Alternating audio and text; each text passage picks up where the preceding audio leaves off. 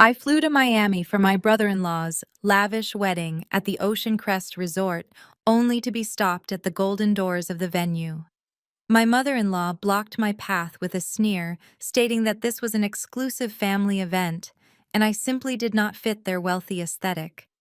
3 days later, my husband called me in a blind panic, screaming about a $250,000 hotel bill and begging me to unfreeze the credit cards. He had no idea I was the majority shareholder of the very resort he was standing in. My name is Alicia, and I am 31 years old. Before I continue this story, let me know where you are watching from in the comments below. Hit like and subscribe if you have ever had to legally destroy entitled in-laws who treated you like a disposable bank account. Walking into the Ocean Crest Resort in Miami felt like stepping into another universe. The lobby was a massive expanse of imported white marble, towering glass windows, looking out over the turquoise ocean and crystal chandeliers that caught the harsh midday sun. I had just taken a direct flight from Atlanta, exhausted, but willing to show up for my husband David and his family. Terrence, my brother-in-law, was marrying Blair, a white woman from a supposedly old money family in Boston. The wedding was billed as the event of the century. I smoothed down my tailored silk dress, adjusting my luggage strap as I approached the VIP check-in desk. That was when I saw them. Vivian, my mother-in-law, and Blair, the bride-to-be, were standing by the velvet ropes. Vivian was dripping in ostentatious jewelry that I knew for a fact she could not afford, while Blair wore a pristine white designer sundress, looking down her nose at the hotel staff. I smiled politely and walked toward them, ready to greet my new sister-in-law. Before I could even say hello, Vivian stepped directly into my path. She held up her manicured hand like a traffic cop, her face twisted in a look of sheer disgust. "Stop right there, Alicia," she commanded loudly enough for the bellhops to hear. I paused, confused. I asked her what the problem was, assuming there was an issue with my reservation. Blair crossed her arms and let out a sharp little laugh. Vivian looked me up and down, taking in my understated dress and practical travel shoes. "This is an exclusive family event, Alicia," she said, her voice dripping with venom. "You do not fit the wealthy aesthetic we are going for this weekend. Blair has a family that is very important and very traditional. We cannot have you ruining the wedding photos looking like you just stepped out of a corporate cubicle. You are not invited to the rehearsal dinner or the yacht party or the ceremony. Just turn around and go home." I stood there stunned. I had been married to her son for 4 years. I paid her mortgage when she fell behind. I bought the very shoes she was standing in right now. And here she was treating me like a stray dog that had wandered into a palace. I looked past Vivian, hoping to see my husband David coming to defend me. He emerged from the VIP lounge holding a glass of expensive champagne, laughing with Terrence. When he saw the commotion, his smile vanished completely. He quickly handed his glass to his brother and jogged over to us. I waited for him to put his mother in her place. Instead, he grabbed my arm and practically dragged me behind a massive floral arrangement hiding us from his mother and his future sister-in-law. I looked at him expecting a profound apology and a defense of his wife. David ran a hand over his face, looking entirely annoyed by my presence, rather than angry at his mother. "Alicia, please do not make a scene," he whispered harshly, glancing over his shoulder to make sure Blair was not watching. Blair is under a lot of stress because her family expects absolute perfection from this weekend. My mom is just trying to keep the peace. You showing up here looking so ordinary is just going to cause unnecessary drama for everyone. I asked him if he was seriously taking their side and kicking his own wife out of his brother's wedding. He sighed heavily, avoiding my eyes as he stared at the marble floor. "Just go find a cheap motel down the street for the weekend," he muttered under his breath. "I will text you when it is over. Do not embarrass me in front of the old money crowd, Alicia. We need this connection for my business. Just be a team player for once in your life and disappear for a few days." He actually patted my shoulder as if dismissing a lowly subordinate, then turned around and scurried back to his mother and Blair like an obedient lapdog. I was left standing alone behind the massive floral arrangement, my heart pounding against my ribs. The betrayal was so sharp and unexpected that it took my breath away. Any other woman might have cried right then and there. Any other woman might have dragged her suitcase back to the airport and flown home to Atlanta in tears, drowning her sorrows in a glass of cheap wine. But I was not any other woman. I am a senior financial risk actuary. I deal in hard numbers, ironclad contracts, and ruthless consequences. My entire career is built on analyzing risky investments and cutting losses before they destroy a portfolio. In that brief moment standing behind the flowers, I realized my marriage to David was the worst investment I had ever made. He constantly flaunted a lifestyle of black excellence on social media, claiming his tech startup was on the verge of a massive breakthrough. But I knew the truth. His company was drowning in debt, and he spent more time curating his image than working. I had tolerated his delusions because I loved him, but this public humiliation was the final line crossed. I peeked through the leaves of the floral arrangement and watched David clinking glasses with Terrence, living out a fake billionaire fantasy that I knew he could not afford. I took a deep, long breath, letting the initial sting of betrayal wash over me and then fade into pure, cold clarity. I did not leave the hotel lobby. I did not pull out my phone to search for a cheap motel on the outskirts of Miami. Instead, I straightened my posture, fixed my hair, and walked directly toward the private VIP concierge desk, reserved strictly for executive owners. I was about to show them exactly what my kind of wealth and power truly looked like. I approached the polished mahogany desk tucked away in the private executive wing of the massive lobby. The concierge working the desk gave me a quick, dismissive glance, clearly influenced by my practical travel clothes and the fact that I had just been publicly scolded and banished by the wedding party. I could see the polite rejection forming on his lips before I even spoke a word. Before he could tell me that this area was reserved strictly for premium members and VIP guests, I reached into my purse and pulled out my solid metal black card, sliding it across the cold marble counter. It was not just a high-limit credit card. It was an elite ownership insignia issued only to board members and majority stakeholders. The concierge looked down at the heavy card, and then his eyes widened in absolute sheer panic. He scrambled to his feet, instantly fumbling for the desk phone to call the general manager. Within 60 seconds, the manager, a sharply dressed man named Mr. Sterling, was sprinting across the expansive lobby. He practically bowed when he reached me, his face pale with anxiety and sweat forming on his brow. "Miss Alicia," he stammered out, breathless and terrified. "We had no idea you were arriving today. Please accept my deepest apologies for any wait or inconvenience you may have experienced. How can we accommodate you this weekend?" I did not raise my voice, but I made sure my tone was ice-cold and unwavering. "I need the presidential penthouse for the next 3 nights," I told him flatly. Mr. Sterling nodded vigorously, tapping frantically on his tablet to secure the reservation. The presidential penthouse was the absolute crown jewel of the Ocean Crest Resort, running $15,000 a night. It occupied the entire top floor of the main tower, offering panoramic views of the pristine ocean and unparalleled privacy. It also happened to be situated directly above the premier bridal suite that I knew Terrence and Blair had booked for their lavish wedding weekend. "Of course it is yours, Miss Alicia," the manager said, handing me a sleek black key card with trembling hands. "Shall I have a private butler escort you up to the room and handle your luggage?"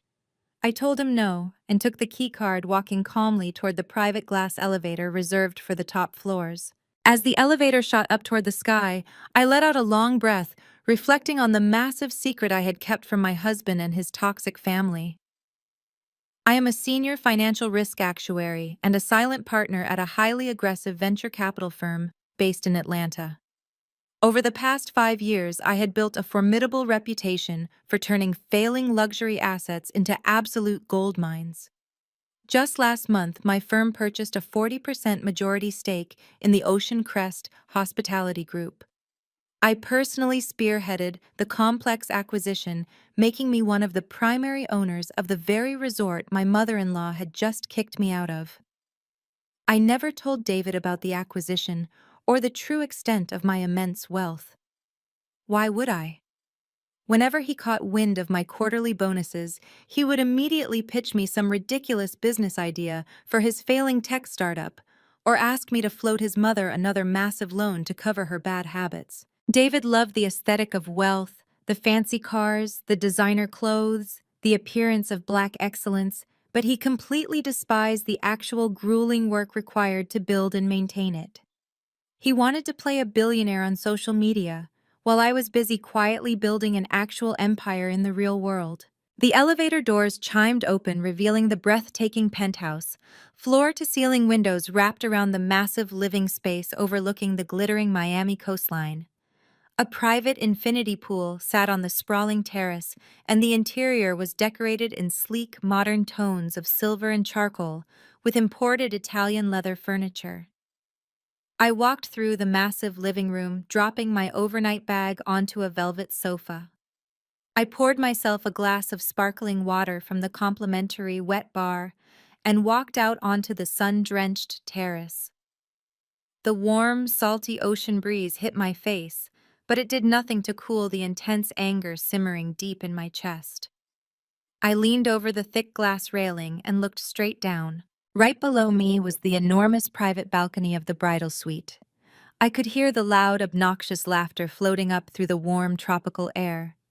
I looked closer and saw my husband David, standing on the terrace below, holding a massive bottle of vintage champagne. He was pouring generous glasses for Vivian, Terrence, and Blair. They were cheering wildly, clinking their crystal flutes and celebrating the lavish weekend ahead without a care in the world.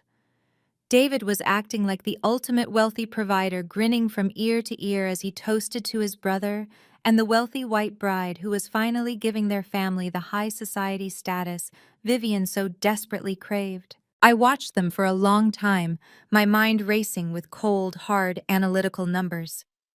The vintage champagne David was pouring cost at least $800 a single bottle.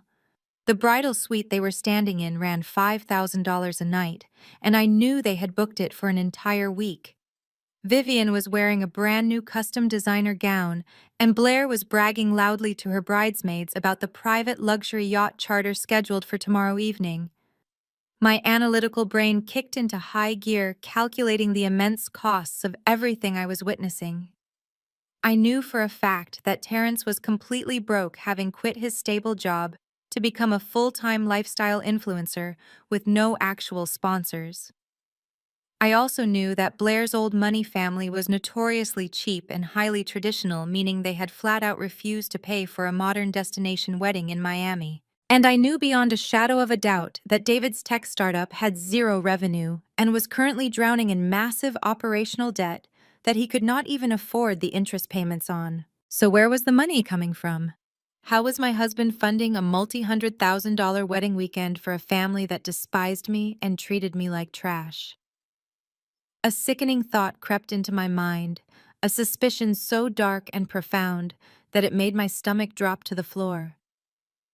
David had always been loose with his personal finances, but I managed our household accounts with an iron fist.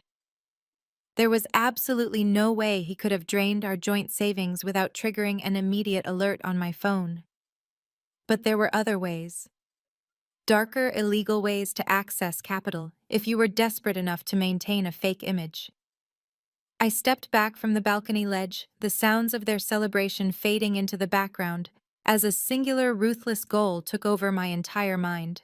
I walked back inside the penthouse and opened my laptop. Sitting at the massive glass dining table, I connected directly to the secure hotel executive network. As a majority stakeholder, I had unrestricted admin access to the Ocean Crest financial ledger. I needed to see the master folio for the wedding party immediately. I wanted to see exactly whose name was on the credit card footing the massive bill for this lavish charade. I typed in my executive credentials, feeling no guilt or hesitation as the loading screen appeared. They thought they could treat me like a peasant in my own castle just because I did not fit their shallow aesthetic. They were about to find out that the person they just banished was the only one holding the keys to their entire fake reality. The hotel administration dashboard loaded instantly on my screen. The stark white and blue interface felt incredibly familiar to me since I had personally audited this exact software system during the acquisition phase last month. I bypassed the standard front desk portal and logged directly into the executive financial ledger. This level of access was restricted to the general manager and the ownership board. My fingers flew across the keyboard as I typed in the search parameters for the wedding party. I entered the last name and hit enter. The master folio for the weekend appeared on my screen. I took a sip of my sparkling water to steady my nerves before clicking open the detailed billing tab. What I saw on that screen made my blood run absolutely cold. The projected grand total for the 3-day weekend was sitting at a staggering $250,000. My eyes scanned down the itemized list of charges, and the sheer audacity of it all made my stomach turn. There was a $20,000 charge for the bridal party spa package scheduled for tomorrow morning. There was a $45,000 hold for a private luxury yacht charter tomorrow evening.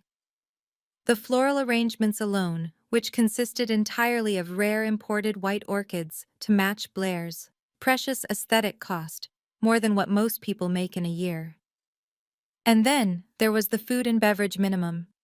$50,000 allocated for vintage champagne beluga caviar and top-tier Wagyu beef. I leaned back in my chair and stared at the glowing numbers. My mind worked furiously, piecing together the financial puzzle. As a senior financial risk actuary, I spent my days analyzing cash flow and identifying hidden liabilities. I knew exactly what my husband's financial portfolio looked like.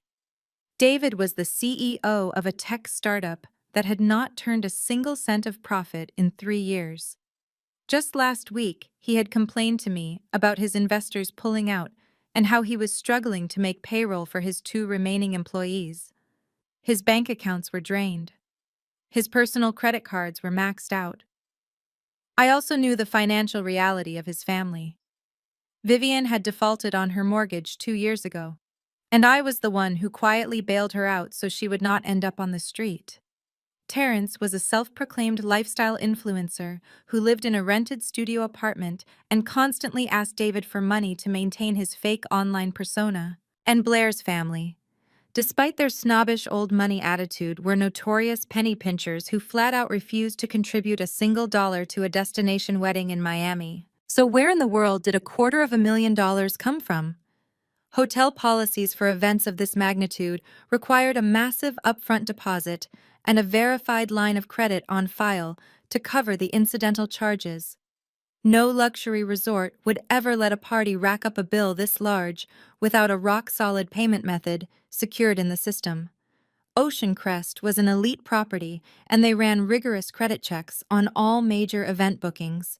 Someone had to have provided a top-tier platinum or black card to authorize these holds. I leaned forward again, the glow of the screen illuminating the dark penthouse living room. I clicked on the secure billing profile attached to the master folio. The system prompted me for a secondary executive authorization code. I typed it in without hesitation. The screen refreshed, and the payment details appeared. I stared at the screen for a long time. The silence in the penthouse was deafening. I could still hear the faint sounds of laughter drifting up from the balcony below, but it felt like I was underwater. The payment method on file was a high-limit corporate credit card. I looked at the last 4 digits. They were completely unfamiliar to me. But then I looked at the billing name and the corporate entity attached to the account. The name on the card was David, but the corporate account it was linked to was mine. It was listed under the exact legal name of my private boutique consulting firm, the same firm I had built from the ground up before I ever even met him. My heart hammered against my ribs as the sickening reality washed over me. I had never issued a corporate card to my husband.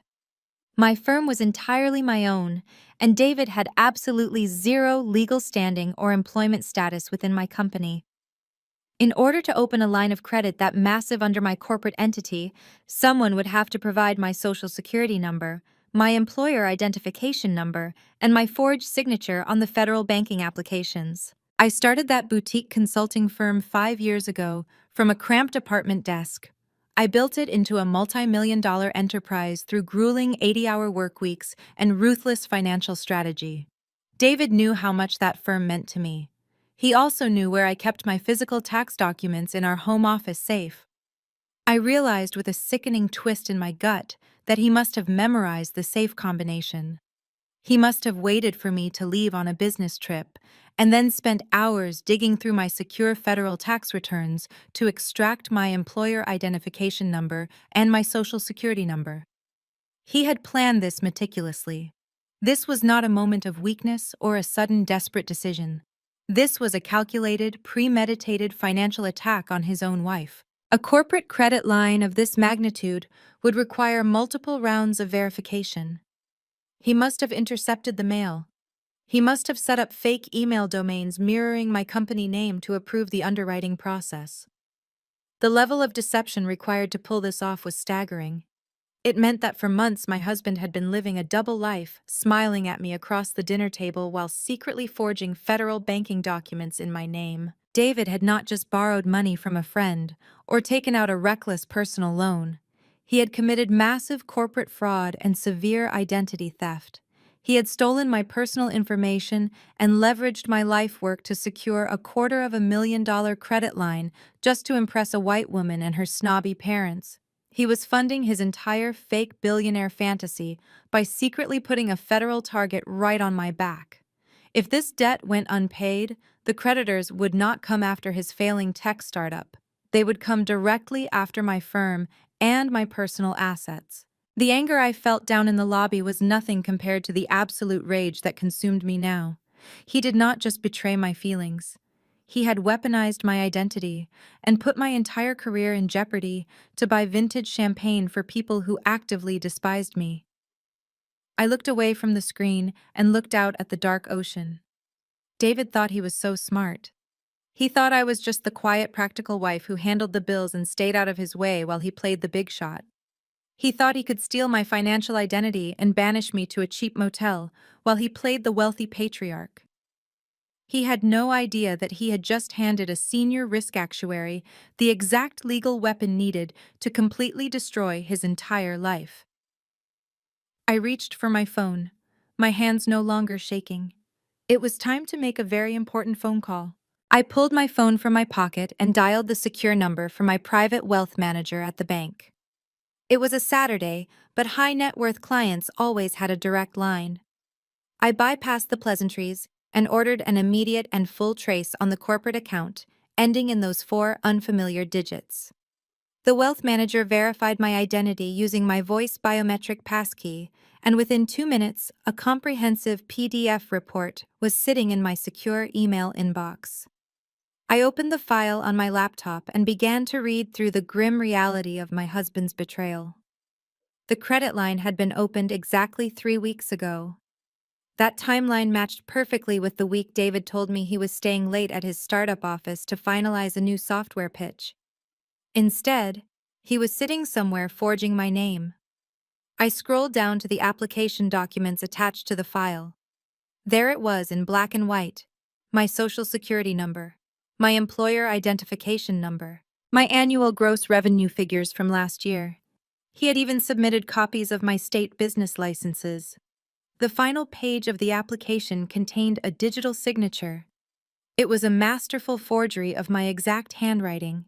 He had clearly practiced it over and over until he could replicate the slight slant of my letters perfectly. I felt a cold knot form in my stomach as I analyzed the underwriting details.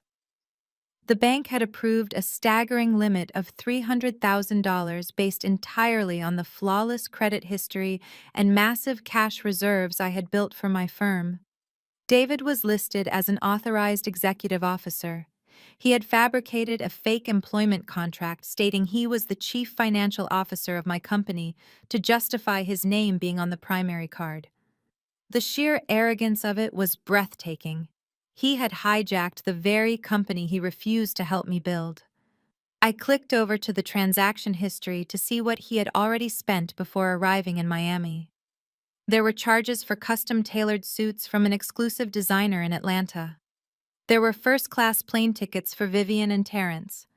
There was even a $10,000 charge at a luxury jeweler, which I immediately realized was the down payment for Blair's massive engagement ring. David had funded his brother's entire proposal using my blood, sweat, and tears. He was financing this entire charade to impress a wealthy white family from Boston who would never accept Terrence if they knew he was actually penniless. I remembered the early days of my firm.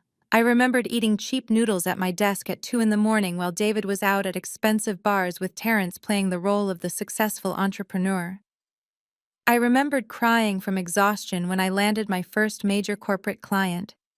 David had patted me on the back and told me it was a cute little hobby, but that his tech company was the real future of our family. Now that his future was crumbling, he had decided to parasite off my cute little hobby, to buy vintage champagne for his mother. His mother, who just kicked me out of the hotel lobby because I did not look rich enough. His mother, who called my clothes ordinary while wearing a gown bought with my stolen money. The old Alicia might have marched down to the bridal suite right then. The old Alicia would have kicked the door open, demanded answers, and screamed until her voice went hoarse. I would have thrown the printed documents in his face while Vivian and Blair watched in horror. But I was no longer that woman. I was a risk actuary. When an actuary spots a catastrophic liability, they do not warn the liability that it is about to be liquidated. They quietly isolate the asset, build a firewall, and let the liability destroy itself. Confronting David now would only give him time to spin a web of lies. He would beg, he would manipulate, he might even try to transfer the debt or flee. I needed him entirely trapped. I needed the financial hole he was digging to become so deep that he would never be able to climb out. I closed the PDF and dialed another number. This time I was calling my retained corporate attorney a ruthless bulldog of a lawyer named Harvey. He answered on the second ring.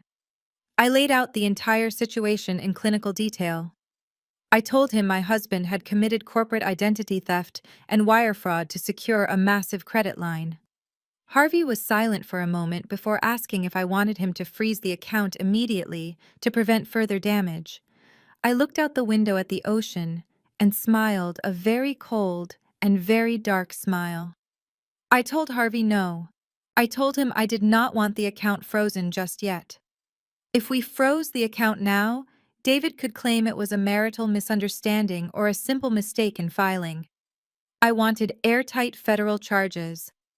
I asked Harvey what the financial threshold was for grand larceny and felony wire fraud in this jurisdiction. Harvey told me the magic number. Once the stolen funds crossed a specific high dollar amount, the crime escalated from a state issue to a mandatory federal investigation with guaranteed prison time. I told Harvey to contact the federal fraud department on my behalf and quietly flag the account. I wanted the authorities monitoring every single swipe, every single purchase, and every single signature David made this weekend. We would let him enjoy his fake billionaire lifestyle for exactly 48 more hours. We would let him buy the $20,000 spa packages and the $45,000 yacht charters. We would let him rack up the bill until the weight of his own arrogance crushed him into dust. Harvey agreed to set up the legal barricades. He told me he would loop in the FBI Cyber and Financial Crimes Division since the fraud crossed state lines from Atlanta to Miami. The federal agents would be watching in real time as my husband continued to sign fraudulent receipts at the resort. The trap was officially set. The steel jaws were open, and David was cheerfully walking right into them, holding a glass of stolen champagne. I ended the call with my lawyer and placed my phone face down on the glass table. A strange sense of absolute calm washed over me. There were no tears. There was no heartbreak. There was only the calculating patience of a predator waiting for the perfect moment to strike. I poured myself another glass of water and walked back out to the balcony. The sun was beginning to set over Miami, casting a blood-red glow across the sky. Tomorrow was day 2 of the wedding festivities. Tomorrow, the credit cards would start hitting their security triggers. Tomorrow, Vivian and Blair were going to march into the hotel spa expecting the ultimate luxury treatment. And I was going to make sure they got exactly what they deserved. The next morning, the sun rose over the Miami horizon, casting a bright, golden light into my penthouse. I woke up feeling more rested than I had in years. My phone buzzed on the nightstand. It was a text from Harvey, my corporate lawyer. He confirmed that the Federal Fraud Department had successfully attached a silent monitor to the corporate card. His instructions were very clear. Do not intervene and let them swipe. The current charges were sitting at just under $200,000. Harvey explained that if David swiped for just another $50,000, the charges would cross a very specific threshold that triggered an automatic federal indictment for aggravated wire fraud. The penalties would jump from a few years in a minimum security facility to a mandatory decade in a federal penitentiary. I typed back a simple confirmation telling Harvey to let them spend as much as they wanted. Just as I set my phone down, it buzzed again. This time the name on the screen made my blood boil. It was David. After publicly humiliating me and kicking me out of the hotel lobby, he had the sheer audacity to text me about our household bills. His message read, "Alicia, I need you to log into the joint account and pay the lease for the Atlanta house today. My startup is short on cash this month, and I am tied up with wedding duties for Terrence. Do not forget to pay it or we will get a massive late fee." I stared at the screen, letting out a dry, hollow laugh. My husband was currently sitting in a $5,000 a night bridal suite, surrounded by vintage champagne that he bought using my stolen Social Security number. Yet he was texting me to pay our rent because he was completely broke. The hypocrisy was so thick you could cut it with a knife. But my analytical brain immediately saw the legal opportunity. In corporate fraud cases, prosecutors always look for undeniable proof of financial desperation to establish motive. David texting me that he was completely out of cash was exactly the kind of written admission Harvey needed for the federal file. I carefully typed my reply, making sure to sound like the obedient, clueless wife he thought I was. I replied, "David, why are you short on cash today? I thought the new software pitch went well last week. Are you sure you do not have any funds left in your business account to cover the rent this month?" I hit send and waited. I knew his massive ego and his constant need to play the victim would force him to answer me truthfully about his failing business. 3 minutes later, my phone buzzed with his response. "My investors pulled out at the last minute, Alicia. My business account is completely overdrawn and I have absolutely zero liquid cash right now. Just pay the rent and stop asking so many questions. I am dealing with enough stress making sure Terrence and Blair have the perfect luxury wedding. So just do this one thing for me." I smiled a genuine bright smile as I took a screenshot of the conversation. I forwarded the image directly to Harvey. David had just confessed in writing that he had zero liquid cash and an overdrawn business account, all while simultaneously charging hundreds of thousands of dollars to a high-limit corporate card. It was the final nail in his legal coffin. He could never claim to a judge that he had the means or the intention to pay off the massive debt he was racking up. I got out of bed and ordered a lavish room service breakfast, charging it to my own personal black card. I sat on the massive terrace eating fresh fruit and sipping a cappuccino while I reviewed the electronic itinerary for the wedding weekend. Today was all about the bride. Blair had demanded an exclusive bridal party treatment at the Ocean Crest Ultra Premium Spa. The digital itinerary showed that Vivian Blair and her 6 white bridesmaids had booked out the entire private VIP wing of the spa for the entire morning. The package included pure gold leaf facials, deep tissue hot stone massages, and endless bottles of imported mimosa service. The estimated cost for the morning was a staggering $20,000. I pulled up the hotel administration dashboard on my laptop and navigated to the spa scheduling portal. I could see their names highlighted in gold text indicating their fake VIP status. I also saw the payment method attached to the reservation. It was my stolen corporate card. My fingers hovered over the keyboard. I could have easily clicked a single button and canceled the appointment, saving my company $20,000. But Harvey had been very clear. We needed the charges to hit the maximum felony threshold.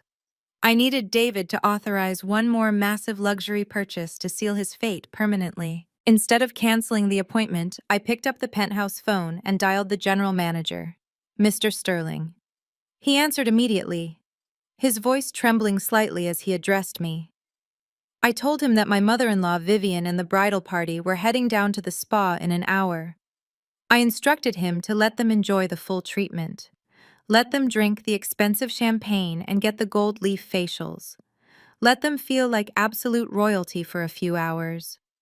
But when the time came to settle the bill at the front desk, I gave him very specific instructions on how to process the stolen credit card. Mr. Sterling listened carefully and confirmed he understood the assignment perfectly, assuring me that the spa manager would handle it personally. I hung up the phone and walked over to the floor-to-ceiling window, looking down at the lush tropical pathways leading to the spa pavilion. I could see a group of women laughing loudly as they strolled toward the entrance. Vivian was leading the pack wearing a ridiculous oversized sun hat, while Blair walked beside her looking incredibly smug and entitled. They thought they were the absolute queens of the resort, living a life of pure, untouchable luxury. They had no idea that the silent trap had already snapped shut. Their $20,000 morning of pampering was about to become the most expensive and humiliating mistake of their entire lives.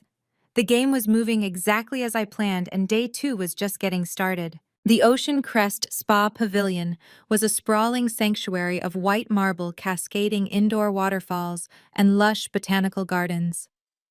From my vantage point up in the penthouse, I could not hear their conversations, but my imagination filled in the blanks perfectly. I knew exactly how Vivian operated in these environments.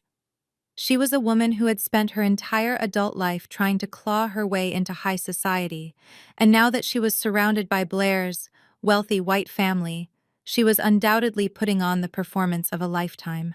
Down in the spa, the bridal party was lounging in private cabanas draped in plush silk robes.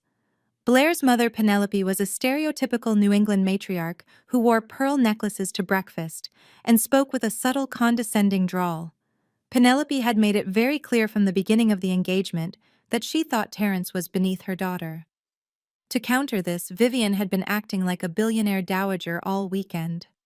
As the spa attendants brought out silver trays of fresh fruit and crystal flutes of champagne, Vivian waved her hand dismissively, loudly ordering them to bring out the beluga caviar and the reserve vintage instead. She wanted everyone in that room to know that the groom's family was sparing absolutely no expense, and that they belonged in this world of extreme wealth. Blair was eating it up. She sat by the hydrotherapy pool bragging to her bridesmaids about how successful her new husband's family was. She talked about David's tech empire and Terrence's massive social media influence, entirely oblivious to the fact that she was marrying into a family of absolute frauds. Penelope sipped her mimosa and made subtle passive-aggressive comments about how new money always felt the need to show off. But Vivian just laughed it off and ordered another round of $200 face masks for the entire group. They spent 4 hours getting scrubbed, massaged, and wrapped in gold leaf, soaking in the luxurious delusion that they were the elite upper class. Vivian even went out of her way to belittle the massage therapists, complaining that the water was not warm enough and that the towels were not soft enough, playing the role of the demanding rich patron to absolute perfection. When the treatments were finally over, the group of relaxed, glowing women made their way to the sleek reception desk to settle the bill. The spa lobby was quiet, with only the soft sounds of ambient nature music playing in the background. The spa manager, a sharply dressed woman who had been personally briefed by Mr. Sterling earlier that morning, stood behind the desk waiting for them. Penelope reached into her designer handbag and offered a half-hearted suggestion to split the bill, hoping to catch Vivian in a moment of hesitation. Vivian immediately scoffed and swatted Penelope's hand away. She puffed out her chest and announced loudly to the entire lobby that the groom's family was handling everything this weekend, and that Blair's family should just put their little wallets away. She pulled out a physical copy of the stolen corporate credit card that David had given her and slapped it onto the marble counter with an arrogant smirk. The manager took the card without a word and slid it into the terminal. The group of bridesmaids stood around giggling and adjusting their designer sunglasses, totally relaxed and ready to head to the next lavish event. Vivian stood tall, waiting for the satisfying approval beep that would solidify her status in Penelope's eyes. Instead, the terminal let out a harsh, loud electronic buzz.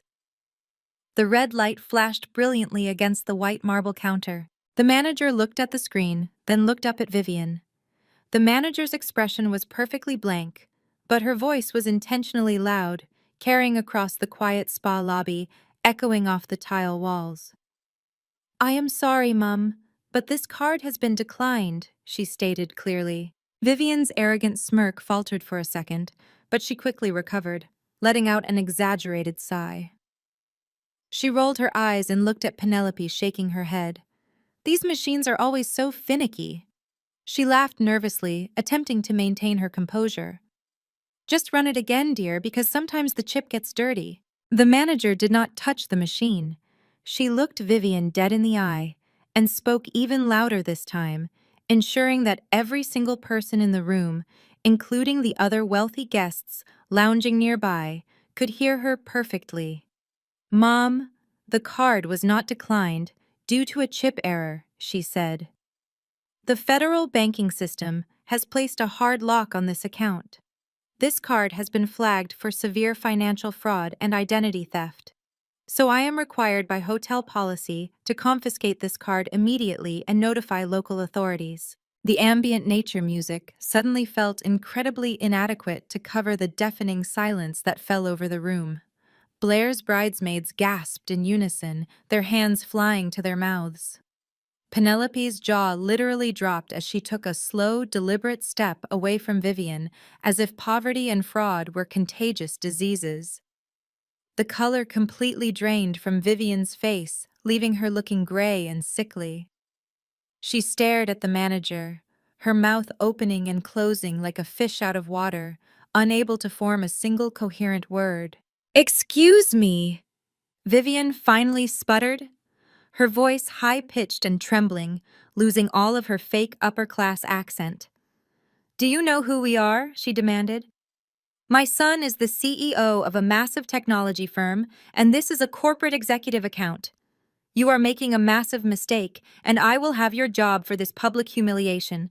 The manager remained completely unfazed, crossing her arms over her clipboard.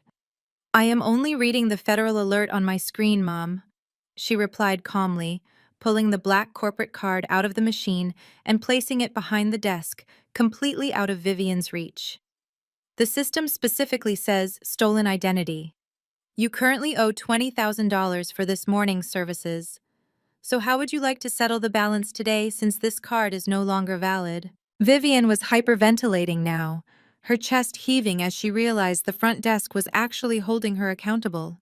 Penelope crossed her arms, her eyes narrowing with intense, dark suspicion. "I thought you said your son was a billionaire." "Vivian," Penelope hissed, her polite tone completely gone, replaced by harsh judgment. "Why is the hotel accusing you of identity theft, and why can you not pay for a simple spa day?" "It is a mistake!" Vivian practically screamed, her composure entirely shattered. She frantically dug into her designer purse and pulled out her cell phone. Her hands were shaking so violently she could barely unlock the screen. She backed away from the desk, completely abandoning the haughty billionaire persona she had worn all morning. She bumped into a display of expensive facial serums, nearly knocking them over as she pressed the phone to her ear, desperately trying to distance herself from the glaring eyes of the bridesmaids. Up in the penthouse, I watched my phone screen light up with a notification. It was a text from the front desk confirming that the spa trap had been successfully sprung and the card was officially confiscated. Down in the lobby, Vivian was leaving a frantic, breathless voicemail for David. She was blaming the stupid, incompetent hotel staff, crying about how she was being humiliated in front of the in-laws, and demanding that he call the bank to fix the fraud alert immediately. She had no idea that her son could not fix it. She had no idea that the fraud alert was very real and that the federal government was now actively building a case against him. The dominoes were falling exactly as I intended, and the panic was finally starting to set in. It did not take long for my phone to start vibrating on the glass dining table. The caller ID displayed David's name flashing brightly against the dark marble. I let it ring 3 times, taking a slow, deep breath to center myself before I swiped to answer. Simultaneously, I pressed the record button on my secondary tablet, ensuring every single word of this conversation would be preserved for the federal prosecutors. David was breathing heavily into the receiver, his voice tight with a mixture of rage and absolute panic. He did not bother saying hello or asking how my morning was going. He launched immediately into a furious tirade demanding to know why I had frozen our personal joint checking account. This was his classic gaslighting technique. Whenever he made a catastrophic mistake, he would immediately project his own panic onto me, going on the offensive, so I would be too busy defending myself to question his lies. He spoke to me like I was an incompetent child, scolding me for being careless. I kept my voice perfectly calm and laced it with just the right amount of fake confusion. I asked him what he meant and why he was yelling at me.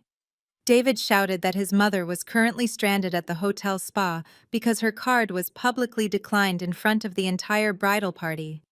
He claimed that he had given Vivian a secondary debit card tied to our personal joint account just in case she needed a little extra spending money for the weekend. He said I must have tripped a security alert by logging into the banking app from a different state or by making some suspicious purchase back home in Atlanta. I listened quietly as he spun this ridiculous web of lies. I knew for a fact that our joint account only had about $3,000 in it.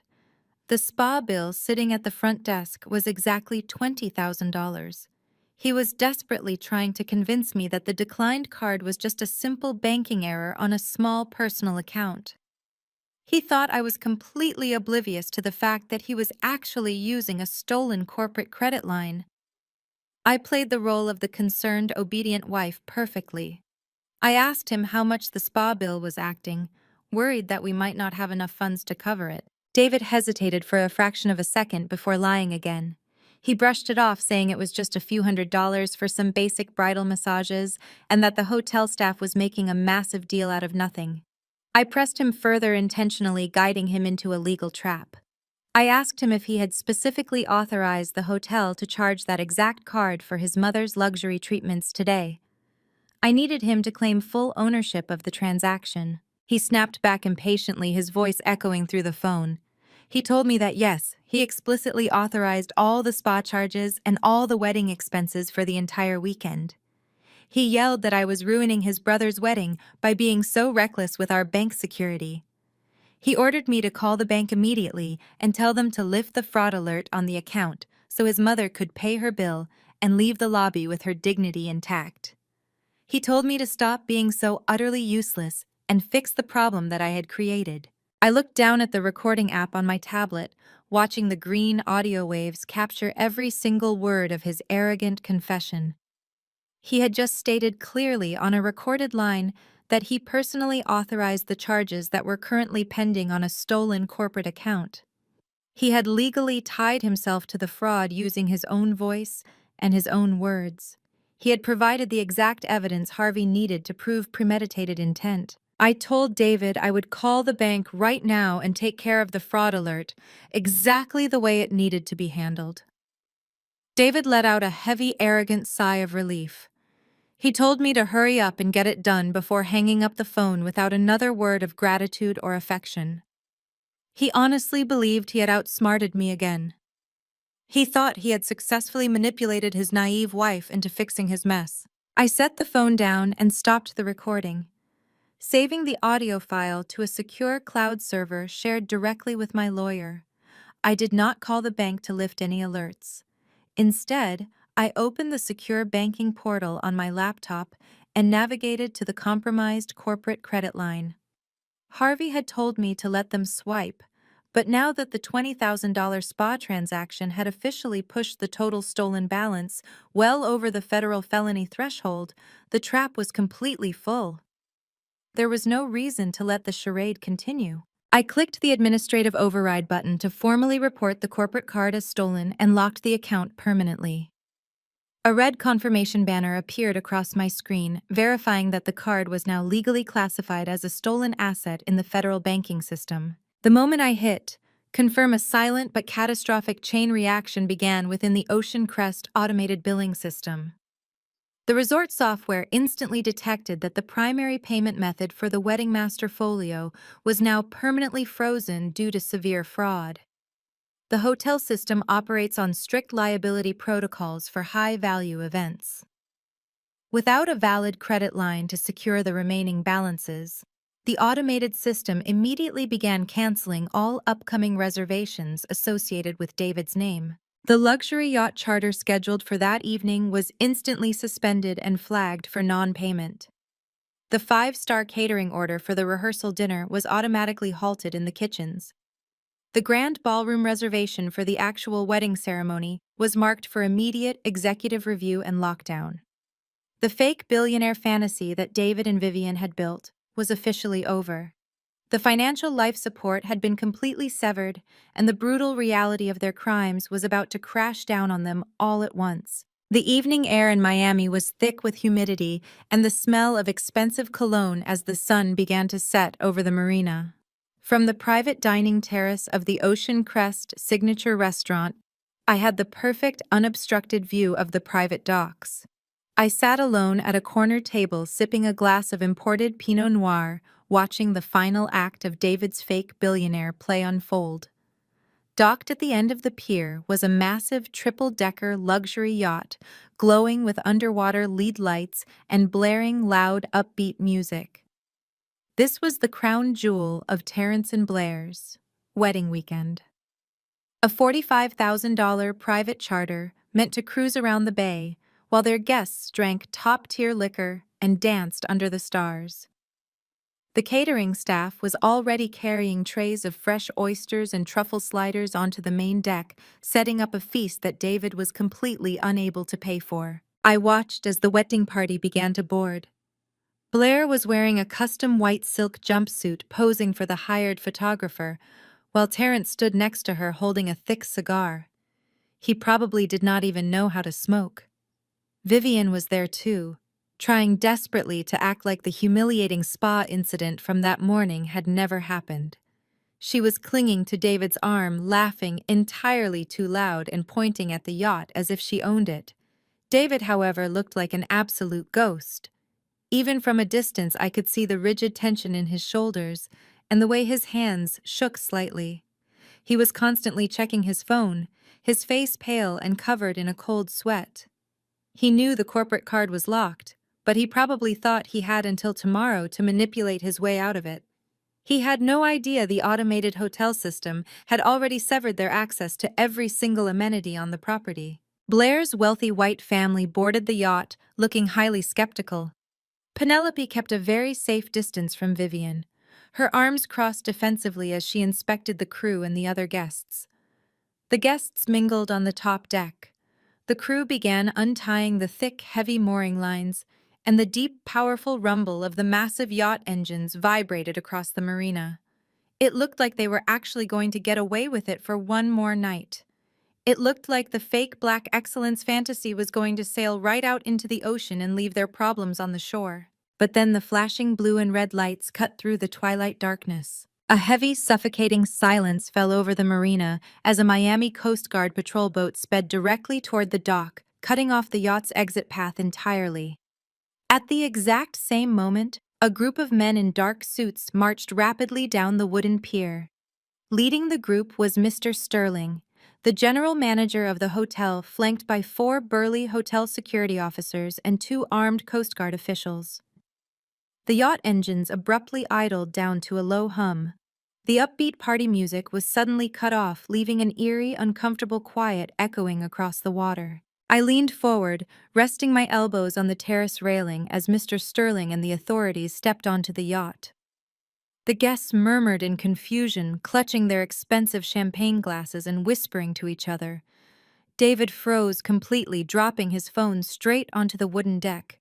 Vivian let out a sharp, dramatic gasp, clutching her chest as if she were having a heart attack. The yacht captain, A weathered man in a crisp white uniform stepped out of the bridge and walked down the illuminated stairs to meet the authorities.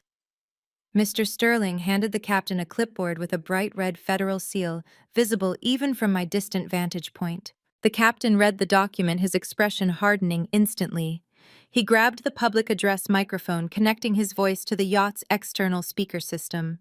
His voice echoed loudly across the entire marina, making absolutely sure every single person in the vicinity heard the exact reason for the delay.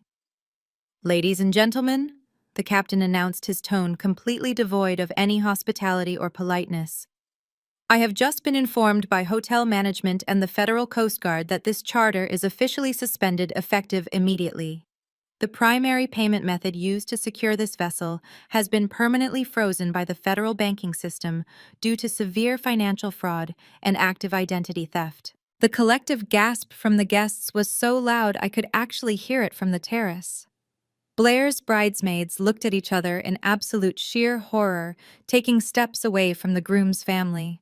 Penelope grabbed her husband's arm, her face turning a deep, angry shade of crimson as the words, "financial fraud," echoed over the speakers for a second time. This was no longer a simple banking error or a dirty chip on a credit card at the spa. This was a very public federal shutdown of a stolen asset, and everyone on board was now fully aware that Terrence and his family were completely fraudulent. The captain continued, his voice booming over the stunned, horrified crowd. "By order of the Port Authority and hotel management, this vessel is now on strict lockdown. All passengers must disembark immediately.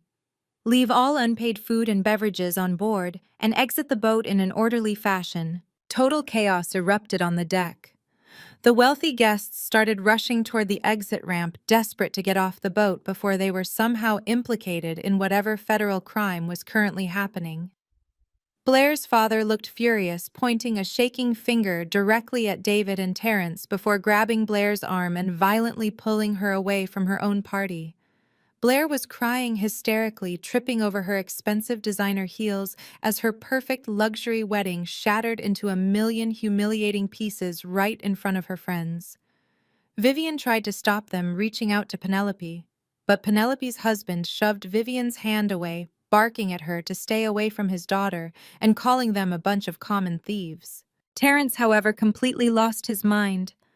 The brutal reality that his wealthy influencer persona was being publicly destroyed in front of his new rich friends was simply too much for his fragile, inflated ego to handle. He marched aggressively up to the captain, his face contorted in absolute childish rage.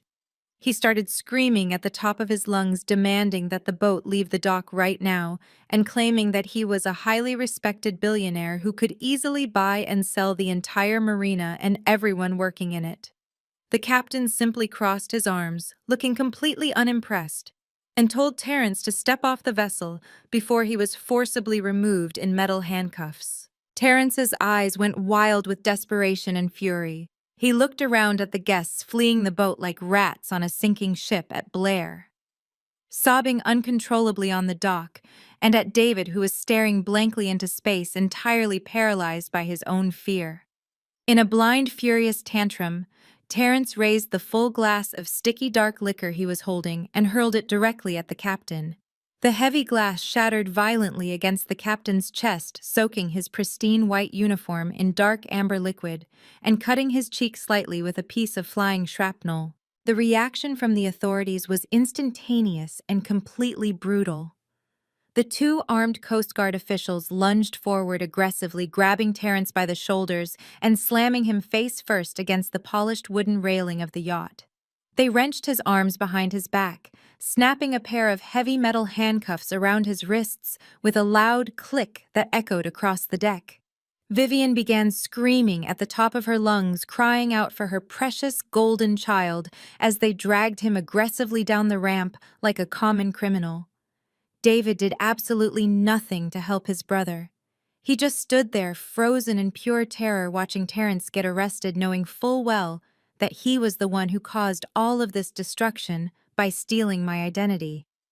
I took a slow, deeply satisfying sip of my Pinot Noir, tasting the incredibly sweet notes of absolute justice as the red and blue sirens illuminated the marina.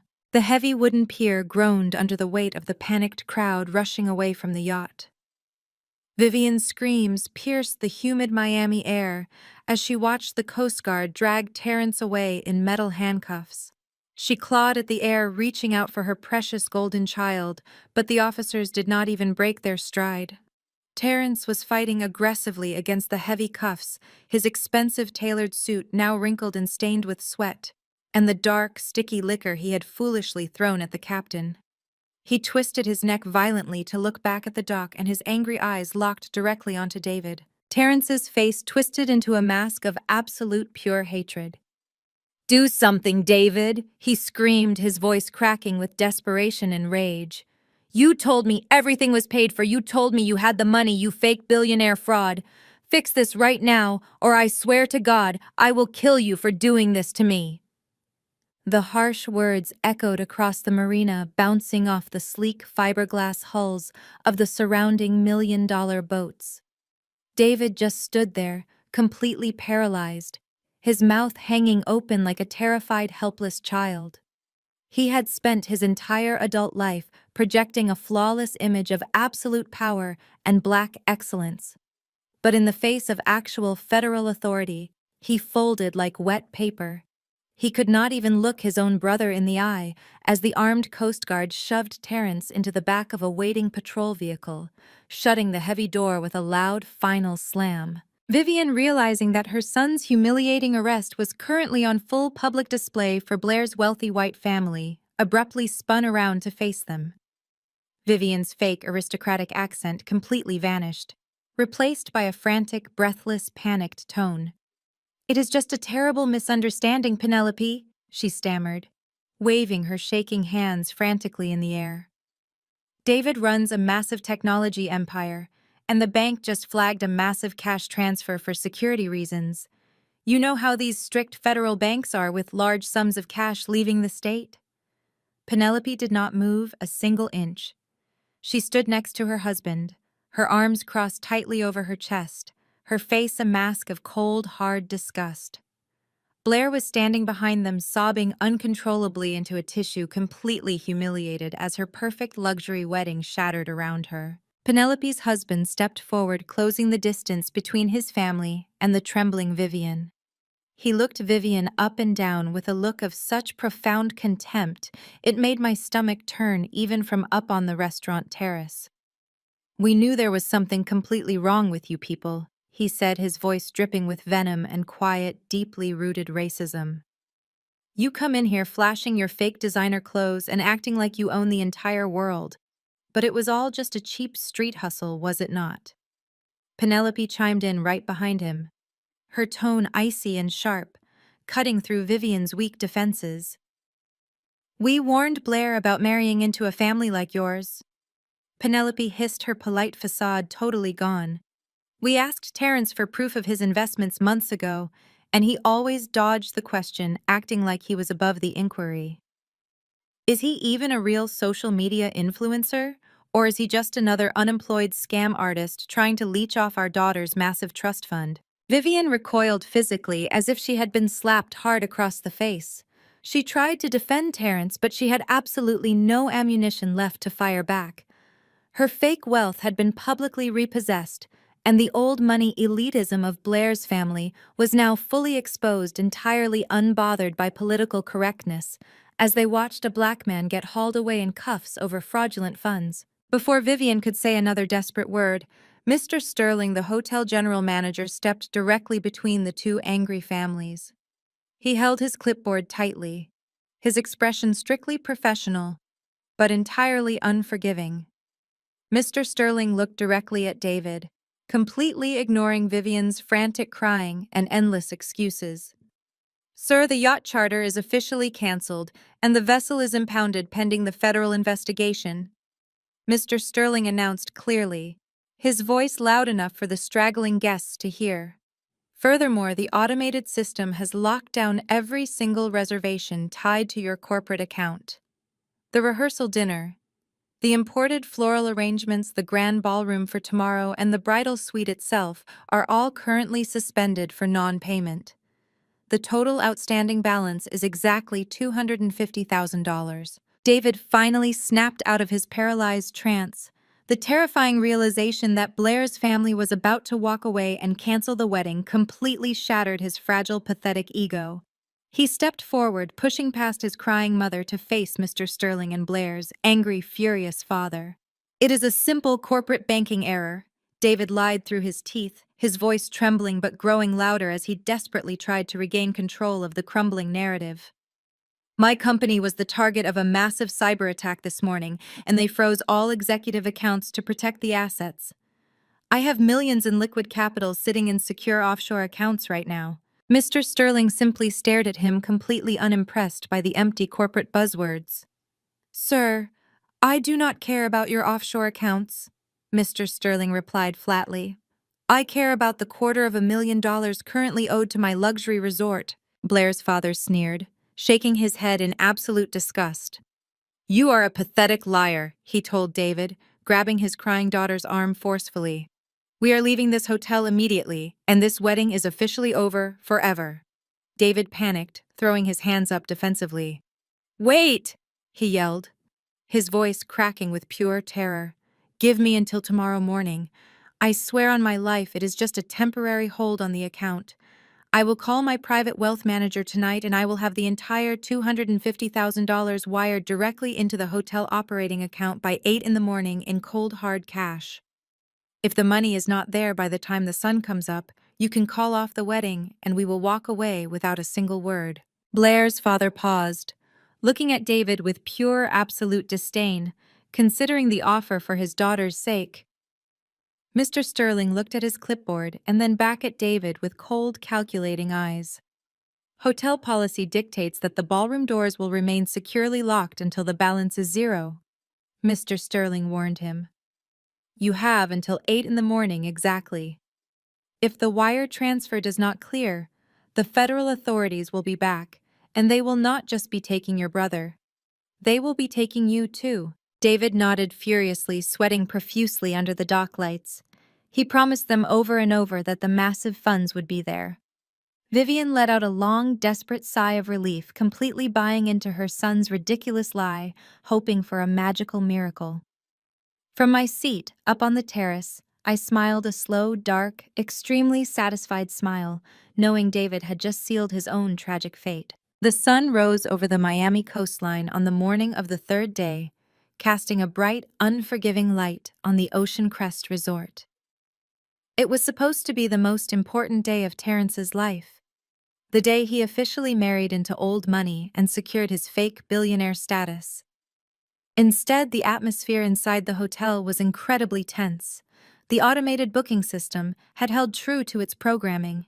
At exactly midnight, the digital keycards for the luxury bridal suite were deactivated, forcing Blair, Vivian, and the bridesmaids to pack their expensive gowns and relocate to a standard cramped conference room on the second floor to get their hair and makeup done. From what I gathered through the hotel staff, the mood inside that makeup room was absolutely suffocating. Blair's mother Penelope sat in the corner refusing to speak to Vivian. The expensive imported orchids they had originally ordered were nowhere to be seen because the florists had refused to deliver them without payment. Blair was puffy-eyed from crying all night, but she was stubbornly insisting on going through with the ceremony, holding on to the desperate hope that David was actually telling the truth about his offshore accounts.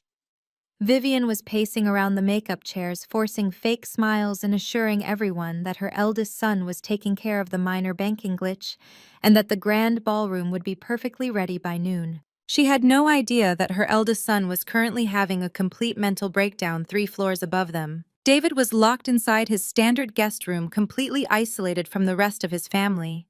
He had not slept a single second. The bed was entirely unmade and the floor was littered with empty water bottles.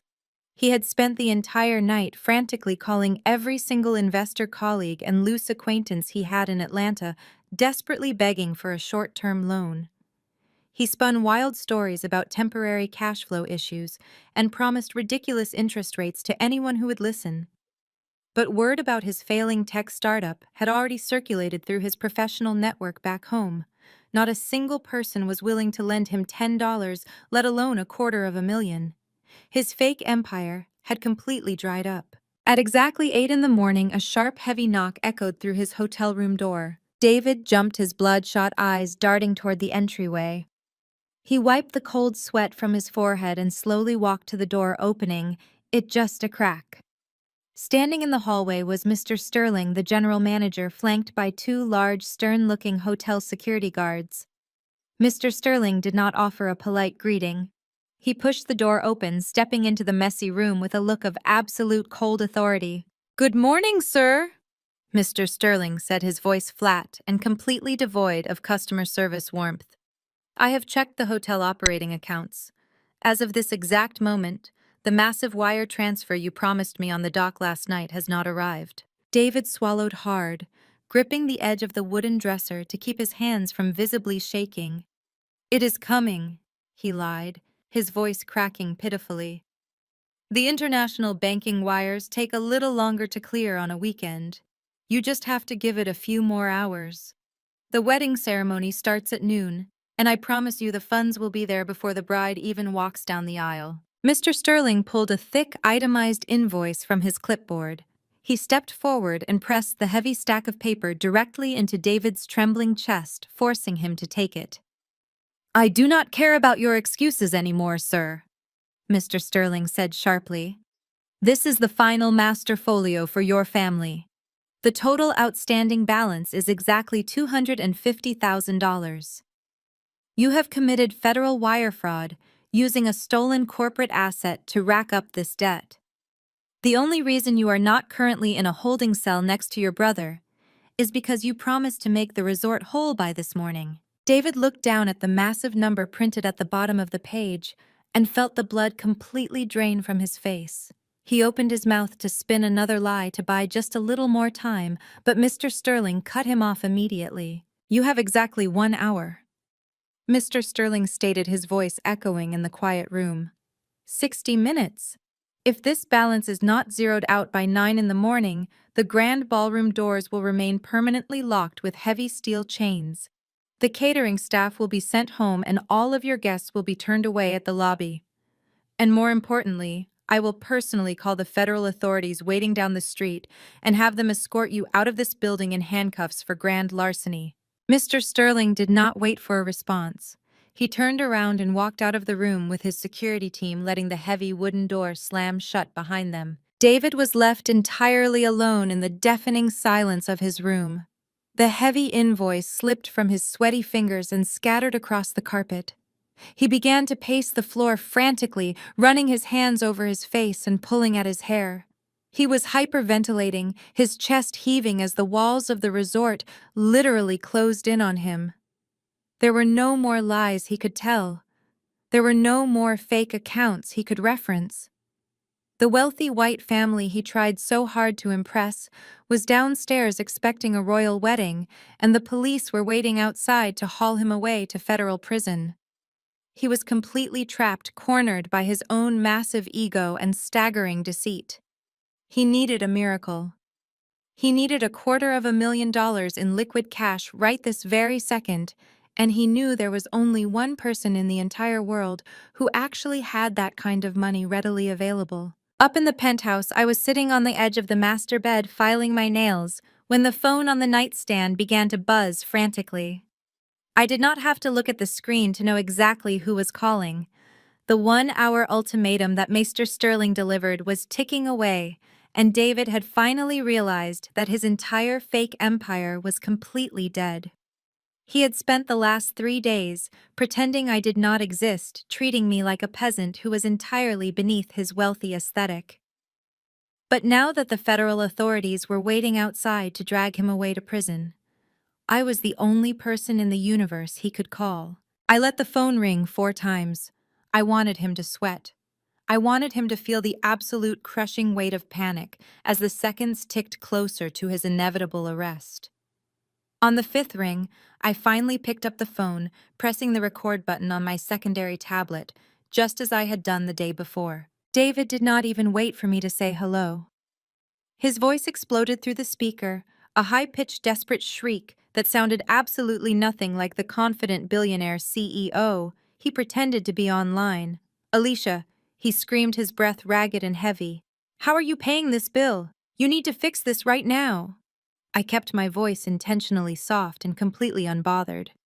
I took a sip of my coffee and asked him what bill he was talking about. "Do not play dumb with me," David yelled, his panic mutating into vicious anger. "The hotel is trying to charge me $250,000 for the wedding, and they locked all the doors. They are saying the corporate card was flagged for fraud. You need to log into your business account right this second and wire the cash directly to the Ocean Crest Operating Fund. Tell your bank it was a mistake. Tell them you authorized the card. Do it right now, Alicia, or they are going to call the police." The sheer audacity of his demand was almost impressive. Even in his darkest, most desperate moment, when he was staring down the barrel of a federal indictment, he still tried to order me around like a disobedient servant.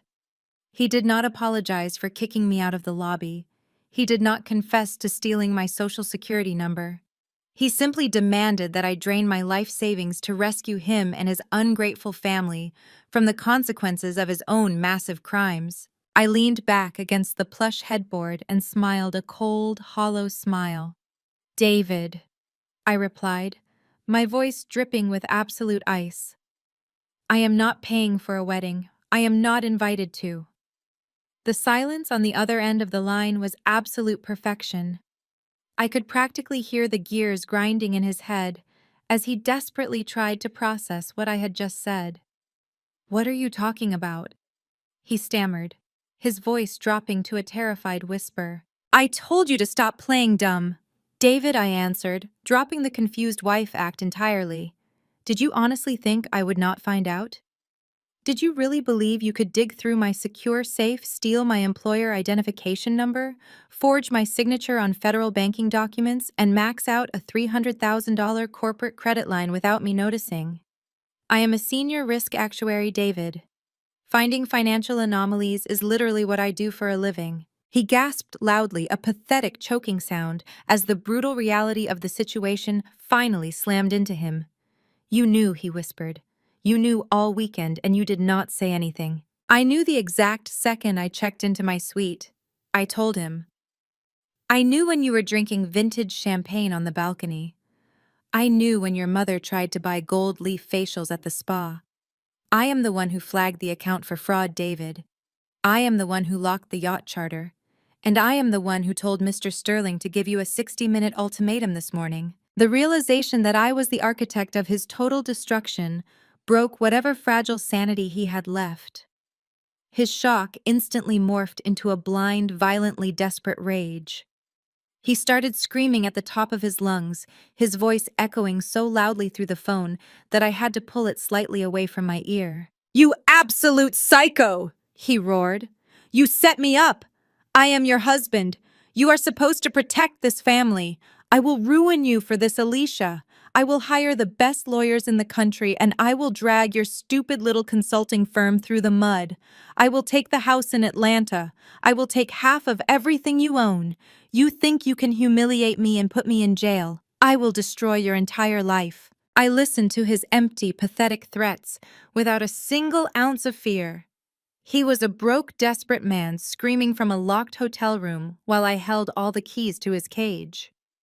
"You cannot afford a lawyer, David," I reminded him calmly. "You cannot even afford to pay your own rent. The FBI Cyber Division has every single forged document you submitted to the bank. Your tech startup is dead. Your fake billionaire lifestyle is over, and you are no longer my husband." He tried to scream something else, another vicious threat, but I simply pressed the red button and ended the call. The line went completely dead. I stopped the recording and sent the final audio file directly to my lawyer, Harvey. David had just explicitly admitted to forging the documents, and he had threatened my business all on a recorded line. It was over. The trap had officially snapped entirely shut, and there was absolutely no way out for him. I tossed the phone onto the bed and walked into the massive walk-in closet of the penthouse. Today was the day of the wedding, and I had a very special outfit planned for the occasion. Vivian and Blair had told me I did not fit their wealthy aesthetic. They said my ordinary clothes would ruin their perfect luxury photos. They wanted an all-white, ultra-premium aesthetic for the ceremony. I reached into my garment bag and pulled out a stunning custom-tailored pure white power suit. The fabric was imported Italian silk cut flawlessly to accentuate my figure while projecting absolute ruthless authority. It was the kind of suit a female CEO wears when she is about to ruthlessly liquidate a hostile company. I slipped it on, feeling the cool, heavy silk against my skin. I stepped into a pair of white designer stilettos that cost more than David's entire fake wardrobe. I walked over to the vanity and applied my makeup with sharp, precise strokes.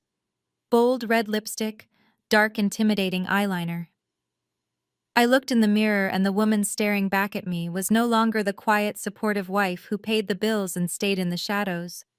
She was a corporate titan, an apex predator who had just orchestrated the perfect financial execution. I grabbed my black executive keycard and walked out of the penthouse. I stepped into the private glass elevator reserved only for VIP owners and pressed the button for the main lobby. The glass cab began its rapid descent down the side of the Ocean Crest Tower, offering a sweeping view of the Miami coastline. My heart was beating in a slow, steady, powerful rhythm. The grand ballroom was waiting. The final curtain call for David's fake family was about to begin, and I was going down there to personally hand them the script.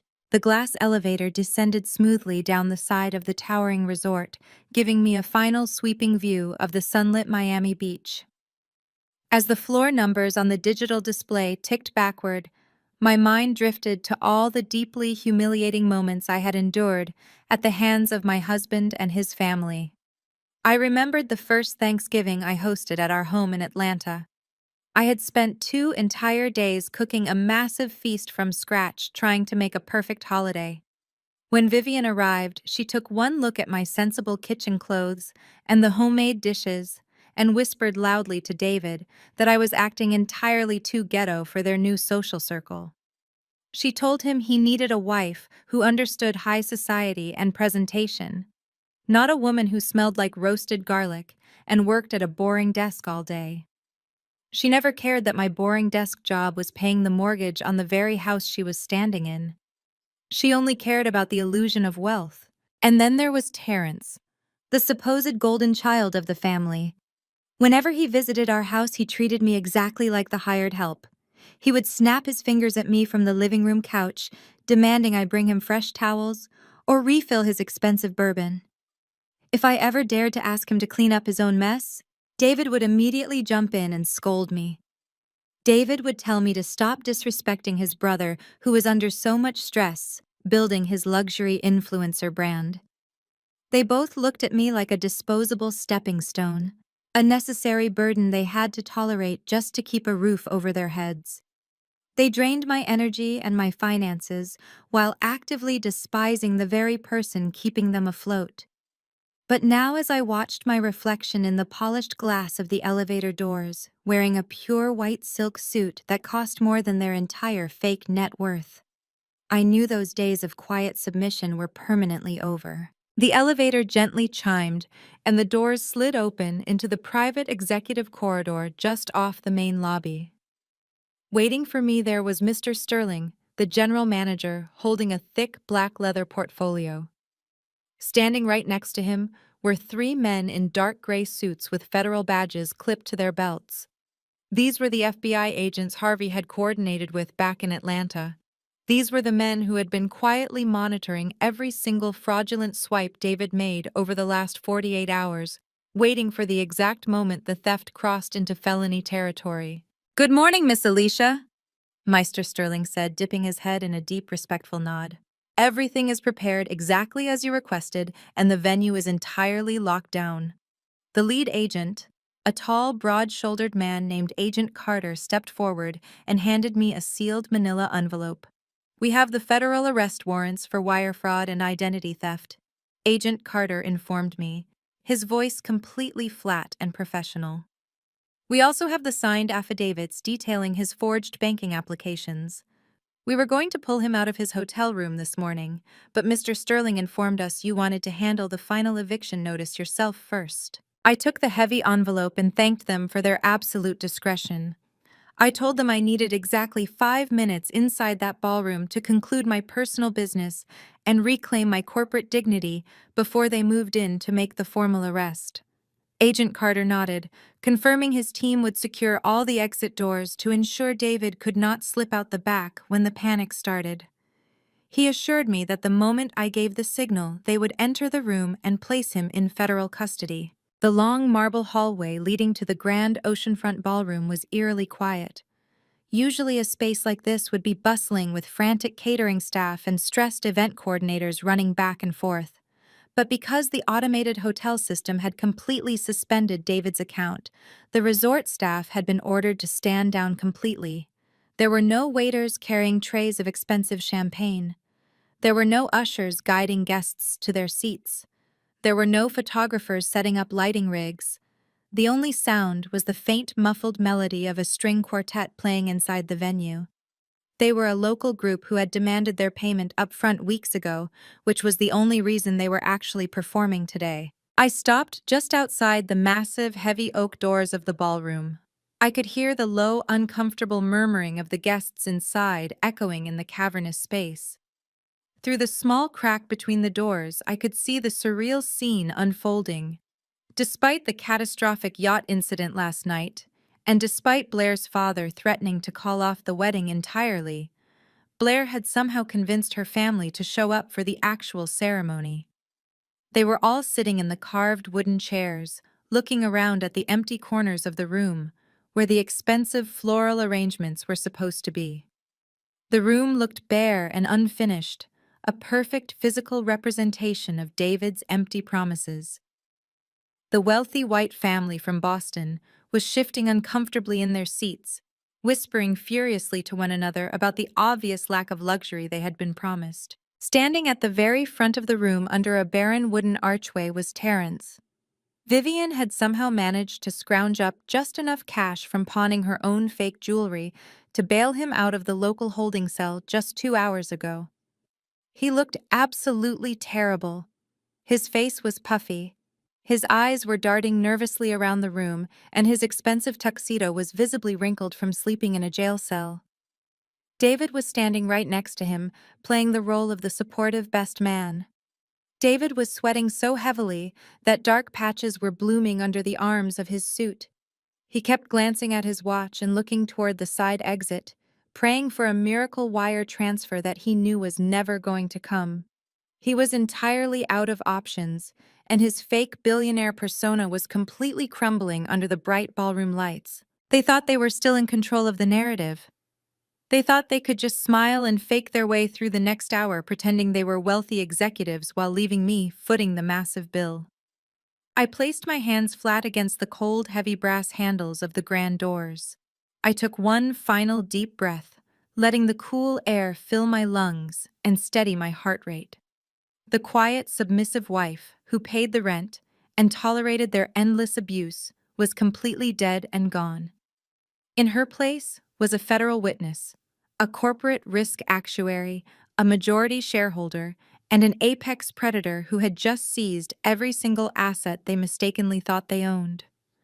I leaned my weight forward, pressing into the cold brass, and pushed the grand doors wide open. The heavy brass hinges groaned as I pushed the grand doors wide open. The soft classical melody of the string quartet drifted through the cavernous room. But the moment I stepped over the threshold, the atmosphere shifted completely. Every single head in the room turned toward the back of the ballroom. They expected to see a late guest, or perhaps the missing floral arrangements finally arriving. Instead, they saw me. I stood framed in the massive doorway wearing my pristine white tailored silk suit, my red lipstick sharp, and my posture radiating absolute control. I did not look like a banished wife sneaking back in to beg for forgiveness.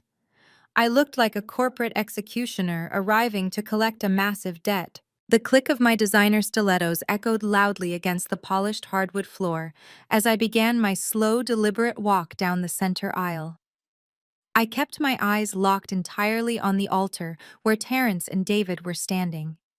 The wealthy white family from Boston sat in the folding chairs on the left side of the aisle, leaning away from me and whispering frantically to one another. Blair was standing at the front, her face pale and her eyes wide with total confusion as she looked from me to her soon-to-be husband. The room was already tense because of the bare walls and the missing decorations, but my entrance was the spark that ignited the absolute panic. Vivian was sitting in the front row, desperately clinging to her fake high society persona, trying to ignore the obvious financial disaster surrounding her. When she turned around and saw me walking down the aisle, her eyes nearly bulged out of her skull. The sheer sight of me wearing white at her precious son's wedding completely shattered her fragile control. She leaped out of her chair, her face turning a violent shade of purple. "Security!" she shrieked, her voice echoing terribly over the soft music of the string quartet. "Somebody get security in here right now and get this trash out of my sight. She does not belong here. She is trying to ruin my son's special day." I did not even look at her. I did not break my stride, and I did not acknowledge her pathetic screaming. Vivian was nothing more than a noisy insect buzzing in the background of my masterpiece. She scrambled out into the aisle, waving her arms frantically, trying to block my path. I just kept walking. My icy expression and the absolute unyielding confidence in my stride must have terrified her, because at the very last second she stumbled backward out of my way, tripping over the hem of her own stolen designer gown. She fell back into her chair, gasping for air as I walked right past her, the heavy fabric of my white suit brushing against her knees. I reached the front of the ballroom, stepping up onto the slightly raised platform of the altar. Terence took a nervous step back, holding his hands up defensively, as if he thought I was going to physically attack him. But my focus was entirely on David. My husband was standing completely frozen, his breathing shallow and rapid. The dark sweat stains under his arms had spread, and his hands were trembling so violently he had to grip the wooden railing of the altar to keep himself upright. He looked at my white suit and then down at the thick folder I was carrying in my hand. He knew exactly what was inside. He knew his entire life was over. I stopped right in front of him. The silence between us was heavy and thick, charged with years of resentment and the electric thrill of my impending victory. I did not yell. I did not cry. I simply raised my hand and slammed the heavy folder directly into the center of his chest with all the force I could muster. David flinched, entirely too weak to catch it. The folder hit him hard and fell to the floor, bursting open on impact. Dozens of pages spilled out across the polished wood right at the feet of the wedding party. The stark white paper was covered in federal banking logos, bold red fraud alerts, and high-resolution copies of the forged applications. Right on top of the pile was the final signature page, displaying my perfectly forged handwriting and my stolen Social Security number printed in stark black ink. The pages spread out like a fan, revealing the staggering $250,000 limits and the fake executive titles David had assigned to himself. David stared down at the papers as if they were venomous snakes. He dropped to his knees, frantically trying to gather the documents and hide them, but there were simply too many. He was grabbing at the smooth pages, his sweaty hands slipping and crumpling the federal evidence. Vivian let out a horrified gasp and crawled forward on her hands and knees, trying to help him gather the papers. But as she picked up a sheet and saw the massive negative balance and the words "Federal Fraud Investigation" printed at the top, she dropped it like it burned her skin. The string quartet, seeing the chaotic scene unfolding, abruptly stopped playing. The music did not fade out gracefully. The cellist dragged his bow across the strings in a harsh screeching sound before the entire room fell into a dead, suffocating silence. The sudden lack of music made the gasps from Blair's family sound incredibly loud. Penelope stood up from her front row seat, pointing a shaking finger at the federal documents scattered across the floor. Blair covered her mouth with both hands, taking several steps away from Terence as she finally realized the groom's family was not just broke, they were actively being investigated for severe financial crimes. She looked down at David scrambling on the floor, and then at Terence, who was completely paralyzed with fear. I looked down at David scrambling on his knees like a pathetic child. The power dynamic had completely shifted. He was the one on the floor humiliated in front of the wealthy elite he had tried so hard to impress. I stepped carefully around him, making sure the sharp heel of my white stiletto stepped directly onto one of the forged application pages, leaving a small puncture mark right through his fake signature. I walked past the trembling groom and the sobbing bride, making my way over to the small stage where the wedding singer was standing, frozen in shock. The singer was gripping the microphone stand, staring at me with wide, terrified eyes. I offered her a polite, tight smile and simply reached out my hand. Without a single word of protest, she handed the microphone over to me and quickly backed away into the shadows of the stage. I stood at the front of the silent room, looking out over the sea of confused, angry, and terrified faces. I tapped the head of the microphone once with my index finger, sending a sharp, loud thump echoing through the massive ballroom speakers. I had everyone's undivided attention, and I was absolutely ready to deliver the final killing blow to the fake empire David and Vivian had built on my back. The microphone felt heavy and cool in my hand. The soft hum of the amplifier filled the dead silence of the room, vibrating through the polished floorboards. I looked out at the sea of faces, ensuring that every single person in that massive ballroom was hanging on my every word. The air was completely stagnant, thick with the smell of expensive perfume and cold sweat. My eyes bypassed the wealthy guests entirely and locked directly onto my husband, who was still kneeling on the floor, surrounded by the scattered federal evidence of his own massive crimes. David. I started, my voice booming through the massive speakers, perfectly calm and entirely devoid of any sympathy or warmth. The sound of my own voice echoing back at me felt incredibly powerful. You spent this entire weekend playing the role of a billionaire tech CEO, trying desperately to impress a family that does not even respect you. You let your mother treat me like absolute garbage, and you banished me from this hotel because you said I did not fit your wealthy aesthetic. You told me to go hide in a cheap motel so I would not embarrass you in front of the old money elite. But the truth is, you could not even afford the vintage champagne you were drinking on the balcony yesterday. Your startup is completely dead, and your bank accounts are entirely overdrawn. I took a slow, deliberate breath, letting the harsh truth sink into the quiet room. So you dug into my private safe, I continued, my voice growing sharper with every single word. You stole my social security number, and you forged my signature on federal banking applications to open a massive corporate credit line under my private consulting firm. You committed severe identity theft and federal wire fraud just to fund this pathetic illusion of black excellence. You risked my entire career and my freedom just to buy a $20,000 spa package for a mother who actively despises me. I paused, letting the terrifying words wire fraud echo off the high vaulted ceilings. The gasps from the audience were entirely audible. Blair's father stood up from his front row seat, his face turning a dark, violent shade of red, but he did not dare interrupt me. Blair was shaking visibly, her hands covering her mouth as she stared at the forged documents scattered across the floor. David tried to shake his head to formulate some kind of defense, to spin one last desperate lie, but his mouth just opened and closed silently like a suffocating fish. He was completely broken, entirely stripped of his arrogant facade. I shifted my cold gaze to the front row where Vivian was slumping in her folding chair. She looked incredibly small now, all of her fake aristocratic arrogance completely obliterated. The ridiculous designer hat she was wearing sat slightly crooked on her head, making her look like a pathetic clown. Vivian, I said, my voice cutting through the air like shattered glass. 2 days ago, you stood in the VIP lobby of this exact resort and you told me I did not belong here. You told me I was too ordinary and that I was not invited to this exclusive family event. You kicked me out thinking I would just quietly walk away and cry myself to sleep while you enjoyed the luxury I secretly paid for. Vivian squeezed her eyes shut, tears finally spilling over her heavy makeup, ruining the expensive gold leaf facial she had tried to buy with my stolen money just hours ago.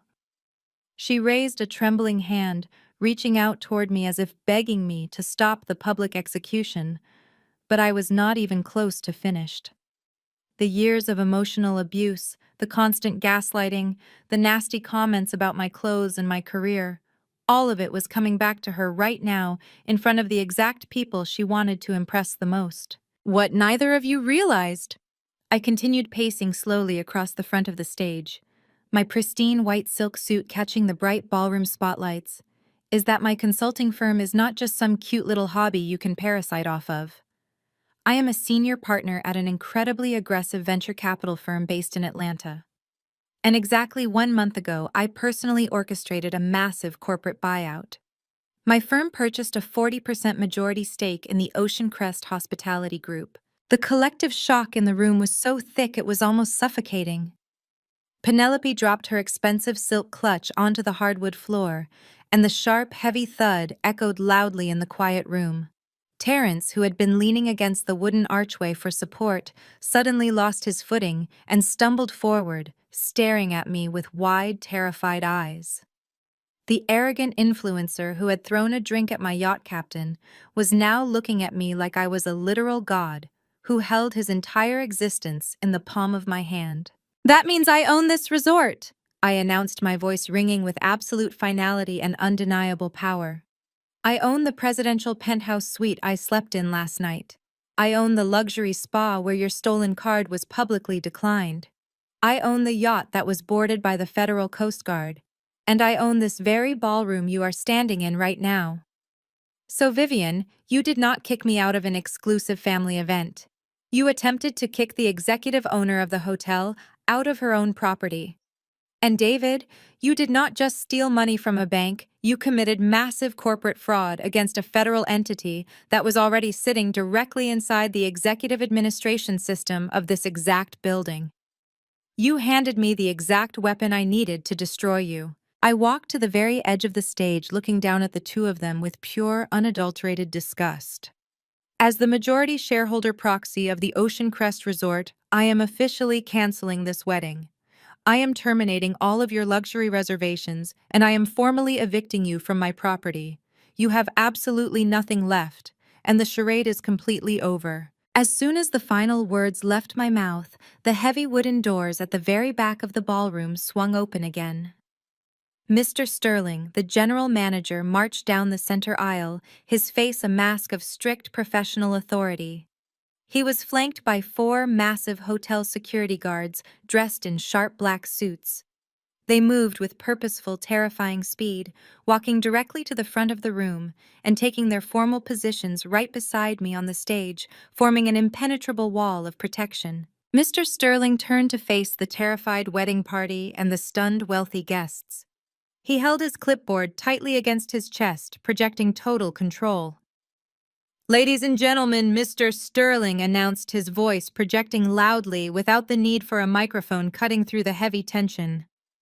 "I am the general manager of this resort, and I can formally verify everything that was just said. Miss Alicia is our executive majority owner and my direct superior. Per her direct orders, and due to the massive fraudulent balances currently owed to this property, this event is permanently canceled. Everyone in the groom's family is now officially considered a hostile trespasser on private property and must prepare to vacate the premises immediately." The absolute totality of the destruction was finally complete. Mr. Sterling stepping forward and publicly validating my immense wealth and absolute power was the exact closure I needed to solidify my victory. David slumped forward, resting his forehead against the cold hardwood floor, entirely defeated by the woman he had underestimated and abused for 4 years. Vivian buried her face in her hands, sobbing uncontrollably as the brutal reality of her eviction set in, knowing she was walking away with absolutely nothing.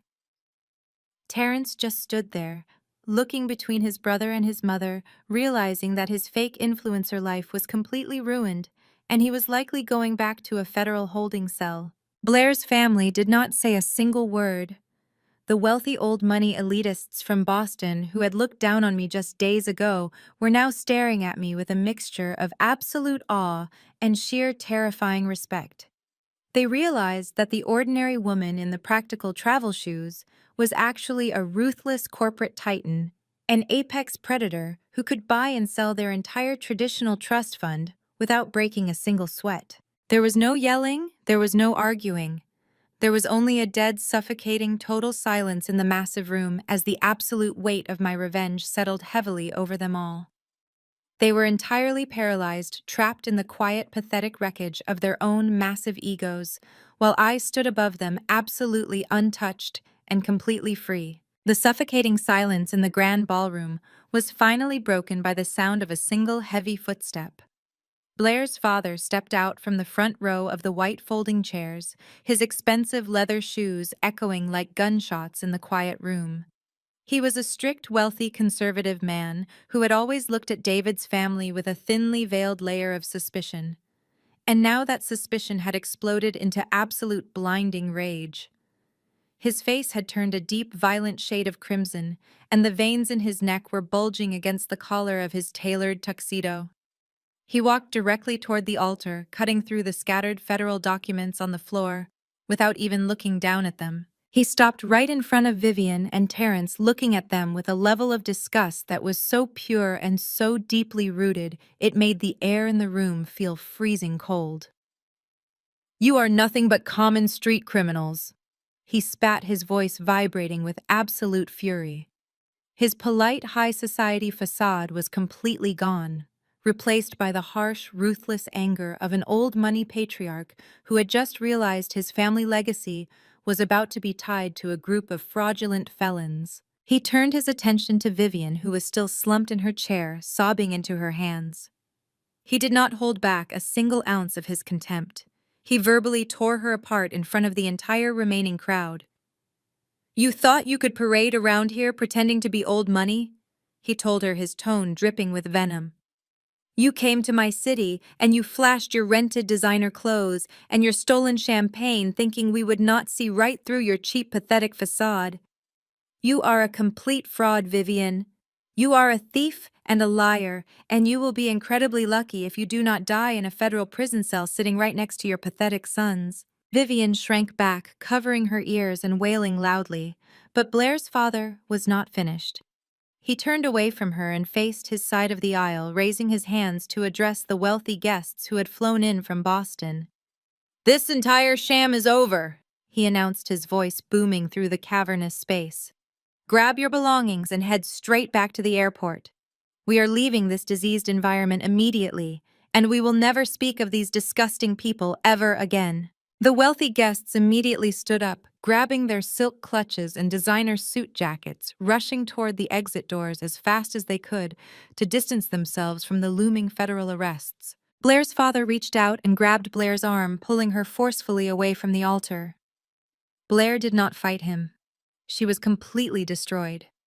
She stood there in her pristine white designer wedding gown, her makeup ruined by streams of dark mascara running down her cheeks. She looked at Terrence, the man she had loved, the man she thought was a successful influencer and a billionaire heir. She finally saw him for exactly what he truly was, a broke, lying scam artist who let his older brother steal from his own wife just to buy her affection. Terrence tried to step forward, reaching his shaking hands out toward her, begging her to stay. "Blair, please wait," Terrence cried, his voice cracking with desperate panic. "I love you. We can still make this work. I had no idea David stole that money. I swear to God I did not know." Blair let out a sound that was half sob and half scream. She looked at him with pure, absolute hatred. She reached down to her left hand and grabbed the massive diamond engagement ring on her finger. It was the exact same ring David had purchased at the luxury jeweler in Atlanta using my stolen corporate credit card. Blair ripped the heavy diamond off her finger with so much force it nearly cut her skin. She pulled her arm back and threw the heavy ring directly at Terrence's face. The solid metal band struck Terrence hard right on his cheekbone, leaving a bright red scratch before bouncing off his face and hitting the hardwood floor. The ring rolled away into the dark shadows of the empty ballroom, a perfect symbol of his lost future. "I never want to see your face again," Blair screamed at him hysterically. She turned around and ran down the center aisle, sobbing uncontrollably. her white gown dragging across the scattered federal documents as she fled the room with her father right behind her. Terrence stood frozen at the altar, watching his entire future, his wealthy bride, his fake high society status, and his freedom running out the heavy oak doors. He lifted his trembling fingers to touch the bleeding scratch on his cheek. He looked down at the empty floor where his bride was just standing, and then he slowly turned his head to look at David. David was still on his knees, desperately trying to stack the scattered banking applications, trying to make himself as small and invisible as possible. The realization of what David had done finally fully clicked inside Terrence's empty head. David had not just ruined his own marriage by stealing my identity. David had completely destroyed Terrence's life. David had lied to him, promised him endless wealth, encouraged him to act like a billionaire, and set him up for a massive federal indictment. Terrence let out a guttural, animalistic scream that echoed violently through the vaulted ceilings. He completely snapped. He lunged forward, throwing his entire body weight directly onto his older brother. The impact sent them both crashing hard against the wooden steps of the altar. David let out a choked gasp as Terrence's hands clamped tightly around his throat. Terrence was completely unhinged, blindingly furious, and he squeezed with every single ounce of strength he had in his body. "You ruined my life!" Terrence screamed, spit flying from his lips as he violently choked his brother on the floor. "You promised me the money was real, you stupid lying fraud. You took everything from me, and now I am going to kill you." David clawed frantically at Terrence's hands, his eyes widening in pure absolute terror. His face quickly began turning a dark shade of purple as his airway was completely crushed under his brother's grip. David gasped for air, his legs kicking wildly against the polished hardwood floor, but Terrence was younger, stronger, and fueled by pure adrenaline and rage. David was suffocating under the physical weight of his brother's anger and the crushing metaphorical weight of his own staggering lies. Vivian screamed frantically, scrambling on her hands and knees across the floor. She grabbed the back of Terrence's suit jacket, pulling desperately, trying to rip her sons apart. "Stop it!" she shrieked, her voice hoarse and broken. "You are going to kill him! Terrence, please stop!" But Vivian was far too weak to break his grip. She just fell to the side, weeping into the crumpled federal documents, completely powerless to stop the monster she had helped create. I just stood on the slightly raised stage, surrounded by my massive wall of hotel security guards, looking down at the violent brawl unfolding right at my feet. The remaining hotel staff gasped in horror, and Mr. Sterling grabbed his radio to call for backup, but I simply held up my hand, signaling them to wait. I did not ask my guards to intervene. I did not scream or cry or turn away. I stood there in my flawless white silk suit, perfectly calm, watching them tear each other to absolute pieces.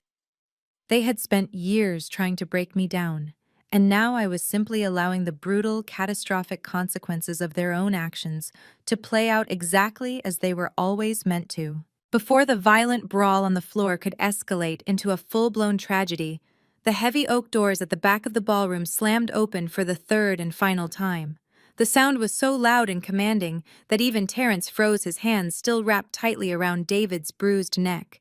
Heavy tactical boots stomped against the polished hardwood floor, moving with terrifying speed and absolute precision. Agent Carter and his team of federal agents swarmed down the center aisle, their dark suits cutting a sharp contrast against the bright white aesthetic of the ruined wedding venue. They did not walk, they marched with the kind of ruthless authority that completely sucked the remaining air out of the room. Federal agents stepped back and let him go. "Right now," Agent Carter barked, his voice echoing like thunder across the vaulted ceilings. Two large agents reached the altar and grabbed Terrence by the shoulders, ripping him off of David with effortless, brutal strength. Terrence was thrown backward, stumbling against the wooden archway, gasping for breath, his tailored suit torn and covered in his brother's sweat. He held his hands up in immediate surrender, his previous blind rage completely evaporating the second he saw the gold federal badges clipped to their belts. Terence pressed his back against the wall, sliding down, until he was sitting on the floor, hugging his knees, entirely terrified that he was next. He did not say a single word to defend David. The loyalty in their family was just as fake as their bank accounts. David remained on the floor, coughing violently and clutching his bruised throat. He tried to crawl away to find some sort of hiding spot among the scattered forged documents, but there was nowhere left to run. Agent Carter stepped directly over the piles of paper and grabbed David by the collar of his expensive ruined jacket, hauling him up to his feet like a rag doll. David could barely stand, his knees buckling under the sheer weight of his absolute terror. His face was covered in red marks from his brother's hands, and thick trails of sweat poured down his forehead. "David, you are under arrest for aggravated identity theft, massive federal wire fraud, and grand larceny," Agent Carter announced, his voice completely devoid of any emotion. The words hit David like physical blows. He tried to speak, to spin one last desperate lie, but all that came out was a pathetic whimpering sound. Agent Carter forcefully spun David around, pressing his chest hard against the wooden railing of the altar. He grabbed David's wrists, pulling them sharply behind his back. The harsh metallic click of the heavy steel handcuffs snapping shut echoed loudly through the silent ballroom. It was the final, definitive sound of David's fake empire permanently collapsing. "You have the right to remain silent, Agent," Carter continued, reading him his rights as he tightened the cold steel around David's wrists. "Anything you say can and will be used against you in a federal court of law." The agents patted him down, retrieving the stolen corporate credit card from his inner jacket pocket. They held it up in the bright lights, bagging it as physical evidence right in front of the remaining hotel staff and the few stragglers who had not yet fled the room. David turned his head slightly, looking over his shoulder at me. His eyes were bloodshot and filled with tears. The arrogant, gaslighting narcissist who had told me to go hide in a cheap motel was completely gone. In his place was a broken, terrified little boy begging for mercy from the woman he had severely underestimated. "Alicia, please," he choked out, his voice raspy from being strangled. "Tell them it is a mistake. Tell them we are married. Please do not let them take me. I am so sorry." I did not blink. I did not move a single muscle. I just looked at him with pure, cold indifference. "You are not my husband anymore, David," I told him flatly. "You are just a liability that I have successfully liquidated." As the agents began to pull David away toward the center aisle, a sudden, frantic scream ripped through the room.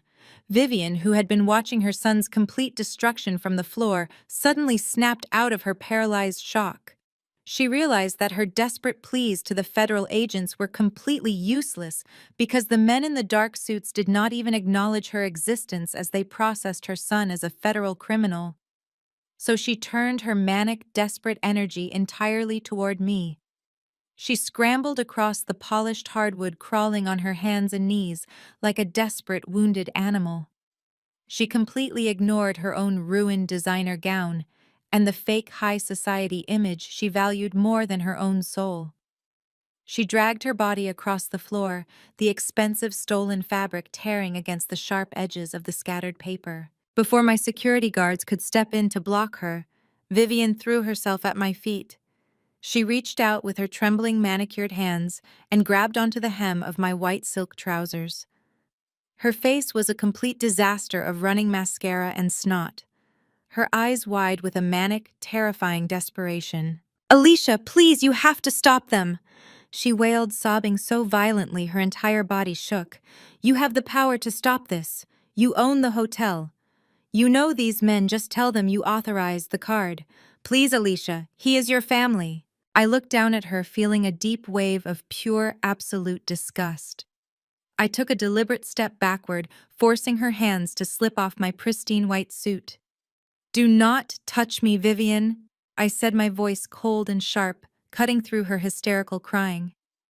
"You do not get to call me family. You spent 4 years calling me ghetto, calling me ordinary, treating me like a servant in my own home. You stood in this very lobby and told me I did not belong in your wealthy aesthetic. You belong on that floor, Vivian. That is exactly where you have always belonged. But Vivian was completely beyond the point of shame. She did not care about her pride anymore. She only cared about saving her golden child from a decade in a federal penitentiary. She dragged herself forward again, pressing her face against my white designer stilettos, openly weeping onto the floorboards. She screamed, her voice cracking in pure agony. "He is your husband, Alicia. You cannot just let them take him away to prison. He will not survive in there. I will pay you back. I swear to God I will pay back every single penny he stole from you. I will sell my house in Atlanta. I will sell my car. I will give you everything. I have just let him go." I looked down at the pathetic woman groveling at my feet. The woman who had spent years making me feel completely worthless was now offering up her only remaining asset to save her fraudulent son. She thought the large colonial house in Atlanta was her ultimate safety net. She thought she still had a piece of high society wealth to bargain with. I let out a dry, hollow laugh that echoed sharply in the quiet ballroom. The sound of my laughter made Vivian freeze. She looked up at me, her tear-streaked face filled with desperate confusion. "You cannot sell your house, Vivian," I told her, my voice dropping to a terrifyingly calm whisper. Vivian blinked heavily, her breathing ragged and uneven. She shook her head, trying to understand what I was saying. "Of course I can," she sobbed, her voice trembling. "It is my house, Alicia.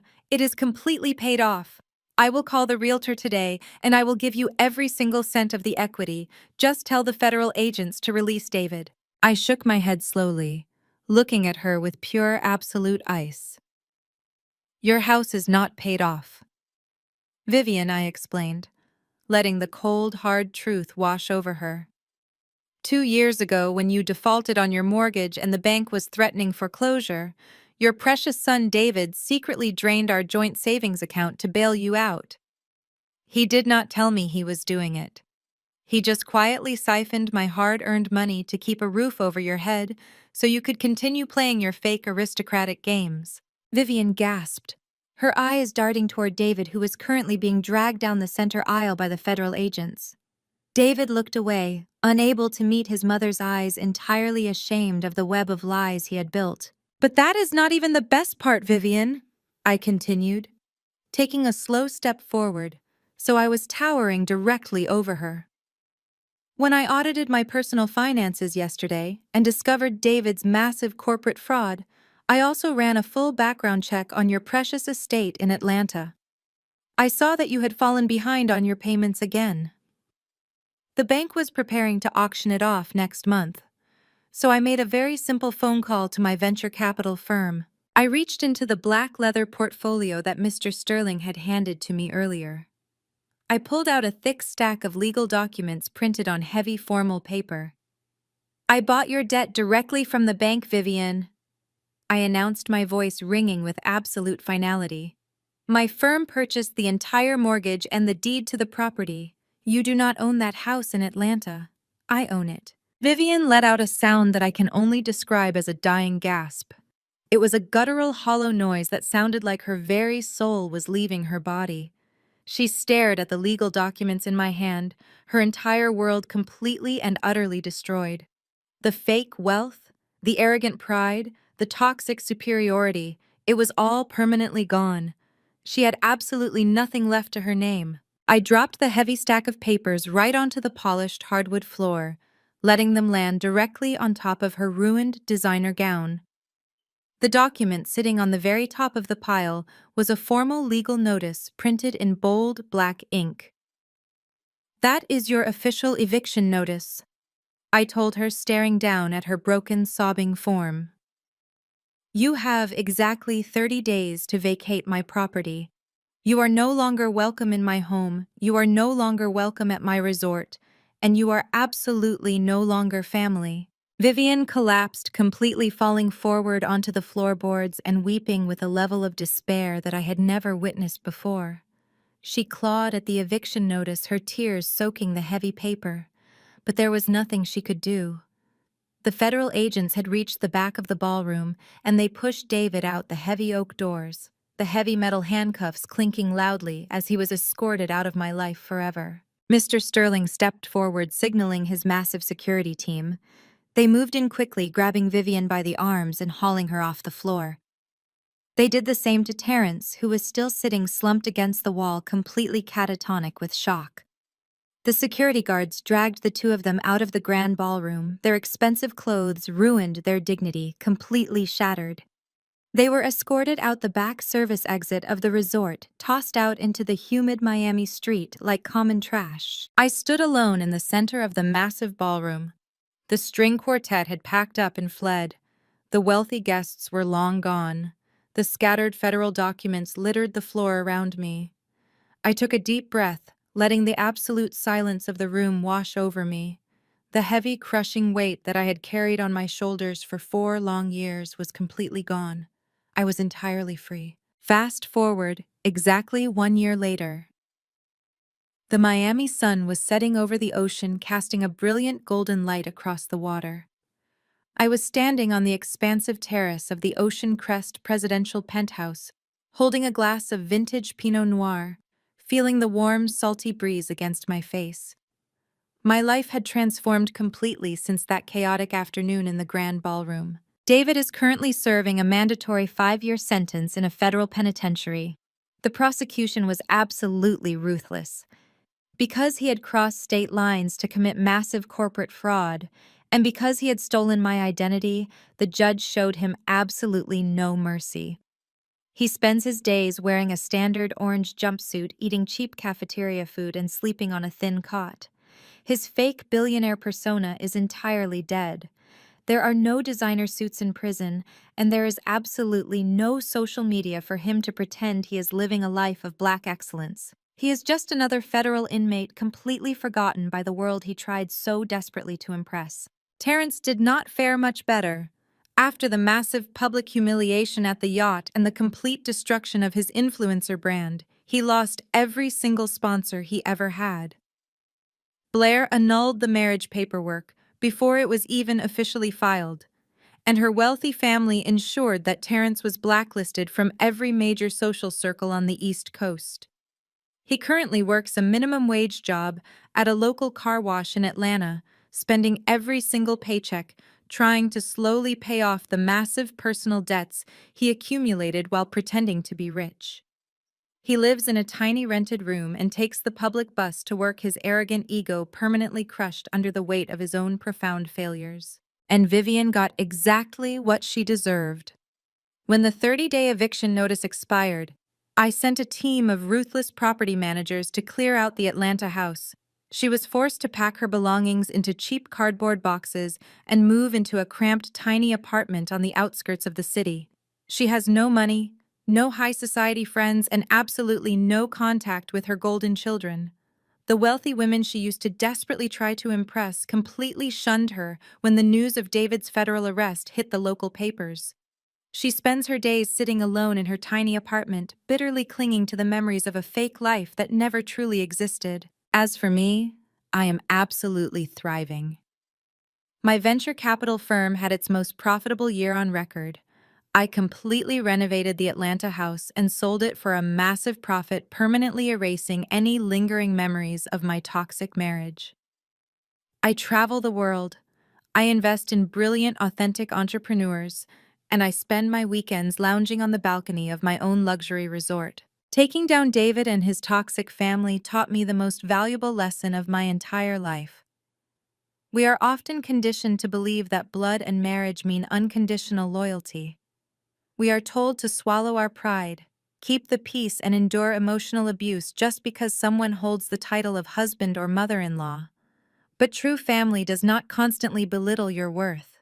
True family does not steal your identity or banish you to the shadows just so they can shine in a fake spotlight. Protecting your peace requires establishing absolute ironclad boundaries. Sometimes the people who demand the most respect are the ones who deserve it the least. When you stop allowing toxic, manipulative people to drain your resources and dictate your value, you open up a massive space for your own genuine success to flourish. I had to become an apex predator to protect my life, but doing so gave me the ultimate freedom. I walked through the fire, and I came out owning the entire building. Have you ever had to legally protect yourself from your own husband and his toxic family? Have you ever had to set ruthless boundaries to stop the people closest to you from completely destroying your life?